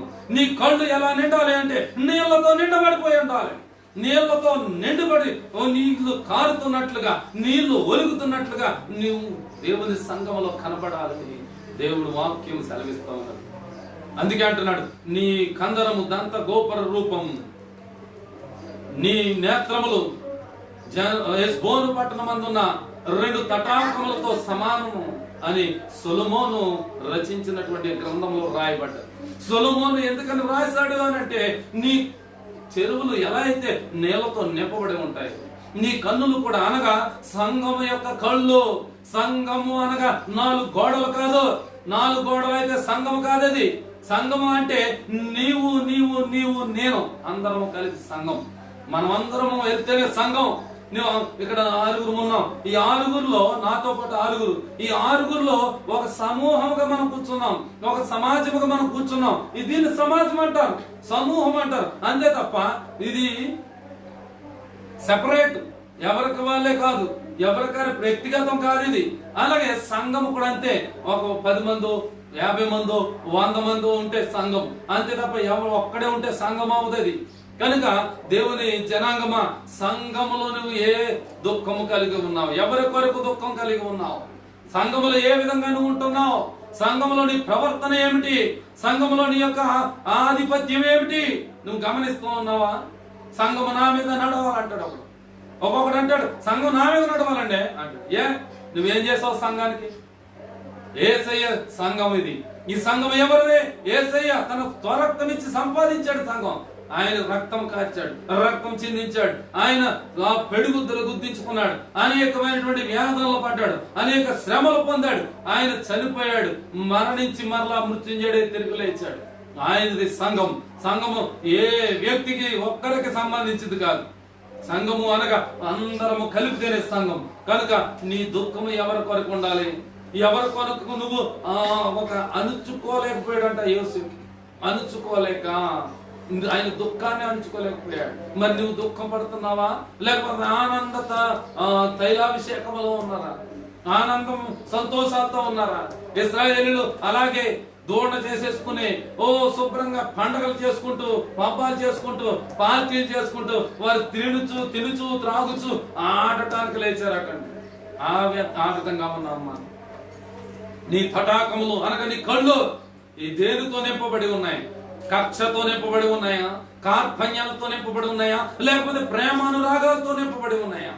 దయచేసి ఎవరైనా సరే దేవుని సంఘములో ఎలా ఉండాలంటే, దేవుని సంఘములో నీ కన్నులు ఒక గువ్వ కన్నుల వలె, ఒక నీళ్లతో నింపబడినటువంటి 2 తటాకముల వలె దేవుని సంఘములో కనబడాలని ఈ మాటలు సెలవిస్తా ఉన్నాడు దేవుడు. కనుక నా ప్రియమైనటువంటి వారులారా, ఈ రోజు మే నెల 1వ తారీఖు కార్మికుల దినోత్సవం. కార్మికులు అనేక మంది ఉపాధిని కోల్పోయారు. నీవు వారి కొరకు అడ్డుపడే వ్యక్తిగా ఉండాలి, వారి కొరకు మొరపెట్టే వ్యక్తిగా ఉండాలి, కన్నీరు విడిచే వ్యక్తిగా ఉండాలి. అనేక క్యాంపుల్లో అనేక మంది ప్రజలు నశించిపోతా ఉన్నారు, దేవుని వాక్యమందక నశించిపోతా ఉన్నారు. కొందరైతే ఈ కరోనా బారిన పడి క్వారంటైన్ లో ఉండి అనేక మంది అనేక అస్వస్థత గురైపోయి ఉన్నటువంటి ఈ సమయంలో వారికి నువ్వు మధ్యవర్తిగా నీ బాధ్యతను నిర్వర్తించవలసిన అవసరం. వారి కొరకు కన్నీరు విడుస్తూ నువ్వు దేవుని సంఘంలో సన్నిధిలో మొరపెట్టవలసిన అవసరం ఉన్నది. మోసే ప్రాధాయపడ్డాడు, మోసే వారి కొరకు అడ్డుపడిపోయాడు. అలాగే యోసేపు కూడా ఏం చేశాడంటే అన్నదమ్ముల కొరకు, వారి కుటుంబం కొరకు, వారికి ఆహారం లేదనేటువంటి ఆ భావంతో అతను ఎంతో దుఃఖాక్రాంతుడైపోయాడండి. హన్నా ఏం చేసింది? తనకు బిడ్డలు లేని కారణంగా తను కూడా ఏం చేసిందంటే ఒక బిడ్డను నేను కనాలి, నా కడుపుతో నేను కనాలి, నేను ఒక గర్భము ధరించి నేను నీ కొరకు బిడ్డను కంటాను, దయచేసి నాకు ఆ బిడ్డను అనుగ్రహించు అని ఎవరైతే అడుగుతారో వారికి దేవుడు సర్వం ఇవ్వడానికి సిద్ధంగా ఉన్నాడు. ఈ రోజు నువ్వు స్వలాభం కొరకు అడుగుతా ఉన్నావా? లేకపోతే దేవుని సేవలో పెంచాలని అడుగుతున్నావా? దేవుని కొరకు కష్టపడి దేవుని కొరకు ఒక నాజీరు చేయబడిన వ్యక్తిగా నా కుమారులు పెంచుతాను అని నువ్వు ఒక నిర్ణయంతో నువ్వు అడుగుతా ఉన్నావా? లేకపోతే వారి ఇష్టానుసారంగా తిరుగుతారు, వారి ఇష్టానుసారంగా బ్రతుకుతారు. నేను అలాగా అంత భోగం వెళ్ళబోయలేదు, ఇప్పుడు నేను బోళ్ళ సంపాదించేస్తున్నాను, ఈ సంపాదన అంతా వారికి కాదండి, తినండిరా, తాగండిరా, సుఖించండిరా అంటే అది ఎంతవరకు కుటుంబాన్ని నడిపించగలుగుతుంది? నా ప్రియమైనటువంటి వారులారా, దేవుని జనాంగమా, ఈరోజు ప్రపంచం అంతమైపోద్దేమో కూడా చెప్పలేము. అయినా సరే ధైర్యాన్ని దేవుడు మనకిస్తా ఉన్నాడు, ధైర్యాన్ని మనకు అనుగ్రహిస్తా ఉన్నాడు. వ్యాక్సిన్ తయారవుతుంది, ఇంకా కొద్ది రోజుల్లో మన ముందుకు రాబోతా ఉన్నది. దేవుడు దానిని శీఘ్రముగానే అనగా త్వరగానే ఆ యొక్క వ్యాక్సిన్, కరోనాకు సంబంధించిన వ్యాక్సిన్ విడుదల చేయునుగాక. ప్రజలందరి కొరకు మనము అడ్డుగా నిలవబడి వారికి దేవునికి మధ్యలో ఒక నిర్ణయం కలిగి, దేవుని కొరకు ఒక ప్రత్యాతాపము కలిగి, వారి పాపముల నిమిత్తము మనం మొరపెడితే గనక ఈ వ్యాధిని తొలగించడానికి దేవుడు సిద్ధపడతా ఉన్నాడు. దేవుడు ఈ కార్యమును చేస్తాడో అని నమ్మిన వారందరూ ఒకసారి దేవునికి స్తోత్రం చెబుతాం. హల్లెలూయా, హల్లెలూయా, హల్లెలూయా. కనుక నా ప్రియమైనటువంటి దేవుని జనాంగమా, నీ తటాకములు హెష్బోను పట్టణమందున్న 2 తటాకములతో సమానంగా ఉన్నాయా? నీ కన్నులు ఏ విధంగా ఉన్నాయి? నీళ్లతో నింపబడినట్టుగా ఉన్నాయా? లేకపోతే ఒక కక్షతో ఉగ్ర రూపం దాల్చి, లేకపోతే ఎర్రగా మాడిపోయి ఉన్నటువంటి ఉగ్ర రూపం కలిగి ఉన్నాయా? నా ప్రియమైనటువంటి దేవుని బిడ్డలారా, దేవుని కొరకు నువ్వు జీవించగలిగితే, దేవుని కొరకు నువ్వు ఒక నిర్ణయం తీసుకోగలిగితే, దేవునికి నీ ప్రజలకు మధ్యన గనక ఒక ఉగ్రత బయట బయలుదేరింది కనుక, వారికి దేవునికి మధ్యన గనక నువ్వు నిలబడే వ్యక్తిగా ఉంటే గనక, ఒక సేవకుడివైనా నువ్వు సేవకురాలువైనా, నువ్వు విశ్వాసరాలువైనా, నువ్వు దేవునికి నీ ప్రజలకు మధ్యలో గనక నువ్వు ఒక కన్నీటి అనుభవం కలిగి దుఃఖాక్రాంతుడవై దుఃఖముతో నీవు చోటు వెతుక్కొని దేవుని సన్నిధిలో మొరపెడితే ఈ కార్యమును తప్పకుండా జరిగిస్తాడు. ఆయన చక్కటి ఆదరణ మనకిస్తాడు, చక్కటి అవకాశం మనకి ఇచ్చాడు కనుక మొరపెడదాం. ఇంకా ఎన్ని దినాలు మనం బ్రతుకుంటాం మనకు తెలియదు. అన్ని దినాలు కూడా దేవుని సన్నిధిలో మొరపెడదాం. ప్రతి ఒక్కరు కూడా దేవుని సన్నిధిలో ఒక కన్నీటి అనుభవం కలిగిన వారు మనం సిద్ధపడి ఉంటే గనక, ఆయన ఈ గ్రంథాన్ని రాసింది ఎందుకనంటే కన్నీటి అనుభవంతో ఉంటే గనక, దేవుని సన్నిధిలో సిద్ధపడి ఉంటే గనక ఆయన రాకడకు సిద్ధపడే సంఘాన్ని తీసుకుని వెళ్తాడని అర్థం. హల్లెలూయా. మనమందరం కూడా ఆయన రాకడకు సిద్ధపడి ఆయన రాకడ కొరకు ఎదురు చూస్తూ ఉన్న వారి వలె ఏ దినము కా దినం మనల్ని మనం సరి చేసుకుంటూ, వాక్యంతో సరి చేసుకుంటూ, వాక్యమైనటువంటి అర్థములు మన ముఖమును చూసుకుంటూ ఎదరికి కొనసాగిపోవాలని ప్రేమపూర్వకంగా ఒక దైవ సేవకుడిగా నేను మనవి చేస్తూ మీ అందరినీ ప్రాధేయపడుతూ ఉన్నాను. ప్రార్థన చేసుకుందాం. దేవుడు అట్టి కృపాధన్యత మీకు అందరికీ అనుగ్రహించును గాక. మనలందరినీ దేవుడు కాపాడి రక్షించును గాక. ఆమేన్. ప్రార్థన. పరిశుద్ధుడైన మా ప్రియ పరలోకపు తండ్రి, నీ ఘనమైన నామానికి వందనాలు, స్తోత్రాలు చెల్లిస్తున్నాను ప్రభు. ఈ మధ్యాహ్న కాల సమయంలో నీ వాక్యాన్ని కొద్ది సమయం ప్రభా నీ ప్రజల ముందు ఉంచాను ప్రభా. నీవు హెష్బోను పట్టణమందున్న 2 తటాకములకు సమానమని నీ సంఘం యొక్క నేత్రముల గురించి చెప్పావు. ఈ సంఘము ఏ నేత్రాలు కలిగి ఉండాలంటే నీళ్లతో నింపబడినటువంటి నేత్రములుగా, దుఃఖము కలిగినటువంటి వాటిగా, ఓ దుఃఖముతో కన్నీరు విడిచేటువంటి వ్యక్తులుగా ఆ కన్నీళ్లు ఆ విధంగా రాల్చాలని మీరు మాకు సెలవిచ్చారు. మాకు ప్రభు ఒక హన్నాను జ్ఞాపకం చేసుకున్నారు. ఆమె ఎలా అయితే దుఃఖాక్రాంతురాలైందో ఆ విధముగా మేము కూడా ప్రజల కొరకు దుఃఖము కలిగి ప్రార్థించే వ్యక్తులుగా ఉంచండి. కావలసిన బహుమానాన్ని పొందుకునేంత వరకు కూడా మా దుఃఖమును విడవకుండా మీరు రాకడ కొరకు సిద్ధపడే వ్యక్తులుగా ఉంచండి. అలాగే మోషేని బట్టి కూడా ప్రభు మేము ఒక పాఠం నేర్చుకున్నాం. ప్రజలు ఎంతో వేదన చెందుతూ వారు దేవుని దూషిస్తూ నాయన ఇంకా నువ్వు ప్రభు మోషేకును అహరోనుకు విరోధంగా మాట్లాడుతూ వారిని రెచ్చగొట్టేటువంటి మాటలు మాట్లాడు. అటువంటిప్పుడు దేవునికి ఉగ్రత కలిగినది కనుక ఆ ఉగ్రత నుండి తప్పించడానికి మోషే అంటున్నాడు కదా, నేను అడ్డుపడుతున్నాను దేవునికి ప్రజలకు మధ్యలో నేను నిలబడ్డానని అన్నాడు. ఆ మాటలను బట్టి కూడా ఆ పాఠం నేర్చుకున్నాము తండ్రి. ప్రజలకును దేవునికి మధ్యలో నిలబడాలి, వారి కొరకు ప్రయాసపడాలి, దుఃఖంతో ప్రార్థించాలి అనేటువంటి పాఠం నేర్చుకున్నాం. అలాగే ప్రభు యోసేపును కూడా మా కళ్ళ ముందు ఉంచారు. తన తండ్రి ఇంటి వారందరూ కూడా ఆకలితో ఉన్నారు, ఆకలి దప్పులతో ఉన్నారు, ఆకలితో అలమటించిపోతున్నారు అని వారిని చూసిన వెంటనే నేను ఆహారము 2 పూట్ల బాగా తింటా ఉన్నాను, వారికి ఆహారం లేదే అని దుఃఖపడిపోయాడు. దుఃఖము కొరకు ఎక్కడ దుఃఖపడాలో తెలియక చోటు వెతుక్కుని మరి వెళ్ళి దుఃఖపడ్డట్టుగా మాకు మరి ఒక్కసారి తెలియజేశారు. మేము ఆహారం లేకుండా ఎవరైతే ఉన్నారో వారి కొరకు మేము దుఃఖపడే వ్యక్తులుగా మమ్మల్ని ఉంచండి. మీ ప్రజలందరినీ కాపాడండి ప్రభు. ఈ లైవ్ లో చూస్తూ ఎంతమంది అయితే ఈ యొక్క సన్నిధిలో ప్రభు ఈ పాలు పంపులు పొందుకున్నారో ప్రతి ఒక్కరి పైన ఆయన కృప నిత్యము దిగివచ్చును గాక, ఆయన సన్నిధి దిగివచ్చును గాక, పరిశుద్ధాత్మ కార్యములు జరుగును గాక. ప్రతి ఒక్కరిని మీ కాపుదల్లో ఉంచమని మరి మీ చిత్తమైతే మరి ఒక్కసారి మేమందరము సంఘముగా కూడేంత వరకు కూడా మేము దుఃఖము కలిగి ప్రార్థన చేసి నీ సన్నిధిలో అట్టి ధన్యత మేము పొందుకునేంత వరకు మేము కొనసాగుతూ ఉండడానికి మా ఆత్మలను సిద్ధపరచుమని ఈయన ప్రభు ఇక్కడ పనిచేస్తున్న ప్రతి ఒక్కరిని మీరు దీవించండి, ఆశీర్వాదకరంగా మార్చండి. అనారోగ్యంతో ఉన్న వారిని దర్శించి చక్కటి ఆరోగ్యాలను గ్రహించండి. అలాగే కరోనా వైరస్ అనేటువంటి పెనుభూతము నాయన ఈ ప్రపంచాన్ని ఏలుతూ ఉంది ప్రభు. దయచేసి దానిని యేసు నామములో తరిమి కొడుతూ ఉన్నాము నాయన. యేసు నామములో ప్రతి ఒక్క వైరస్ కు సంబంధించినటువంటివి ఏ కార్యములన్నీ కూడా యేసు నామములో తొలగిపోవును గాక. వ్యాక్సిన్ యేసు నామములో విడుదలవును గాక. ఓ ఆయన స్వస్థత యేసుక్రీస్తు నామములో దిగివచ్చును గాక. ప్రతి ఒక్కరికి స్వస్థత కలుగును గాక. అలాగే ప్రభు దుబాయ్ దేశమును కాపాడండి. దుబాయ్ దేశంలో మేమందరం పని చేసుకుంటున్నాం, నీ పరిచర్యలో కొనసాగుతున్నాం. అందరినీ కూడా ఆయుక్తపరచండి, సిద్ధపరచండి. జ్ఞానము దయచేసి ప్రభు అధికారులకు నా ప్రభు తగినటువంటి రీతిలో ప్రభు పాలన చేయడానికి వారికి మీ కృపను అనుగ్రహించండి. అలాగే ఇండియా నేర్పుతున్నటువంటి అధికారులను, నాయకులను మీరు దీవించండి, సేవకులను దీవించండి, విశ్వాసులందరినీ దీవించండి, మీ కృపలో కాపాడమని నాయన. పేద దేశము తండ్రి దయచేసి ప్రభు అందరినీ మీరు ఆదుకోండి. ఎందరో ప్రభు ఆహారం లేక అలమటిస్తున్న వారు ఉన్నారు.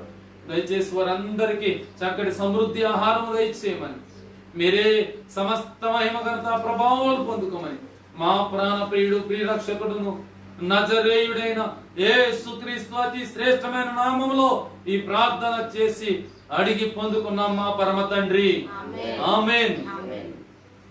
మన పరమ తండ్రి అయిన దేవుని దయయు కుమారుడైన యేసుక్రీస్తు వారి కృపయు పరిశుద్ధాత్మ అన్యోన్య సహవాసము సమాధానము ఇప్పుడు ఎల్లప్పుడు సదాకాలము తోడేండి నడిపించును గాక. ఆమేన్. యేసు రక్తమే జయం, ప్రభు యేసు రక్తమే జయం, ప్రభు యేసు నామములో సంపూర్ణ విజయం కలుగును గాక. ఆమేన్. అందరికీ వందనాలండి. Praise the lord. అందరి కొరకు ప్రార్థన చేయండి. కరోనా వైరస్ ఇంకా త్వరలో గతించిపోద్ది. ఇంకొక నెల మాత్రం ఈ రకంగా ఉంటదని చాలా మంది శాస్త్రజ్ఞులు చాలా వరకు చెప్తా ఉన్నారు. వ్యాక్సిన్ చాలా వరకు తయారైందట. మరి దేవుడిని ఇంకా మనం దుఃఖంతో ప్రార్థించి కన్నీటితో ప్రార్థించి ఆ వ్యాక్సిన్ త్వరలో విడుదల చేయలాగన యేసు నామములో అది విడుదల అవును గాకని మనం అందరం చెప్పే విధముగా కన్నీటి అనుభవం కలిగి ఉండాలని మిమ్మల్ని అందరినీ ప్రాధేయపడుతూ ఈ మాటలు ముగిస్తా ఉన్నాను. దేవుడు కృప ఆయన సన్నిధి మీ అందరికి తోడేంటి నడిపించును గాక. ఆమేన్.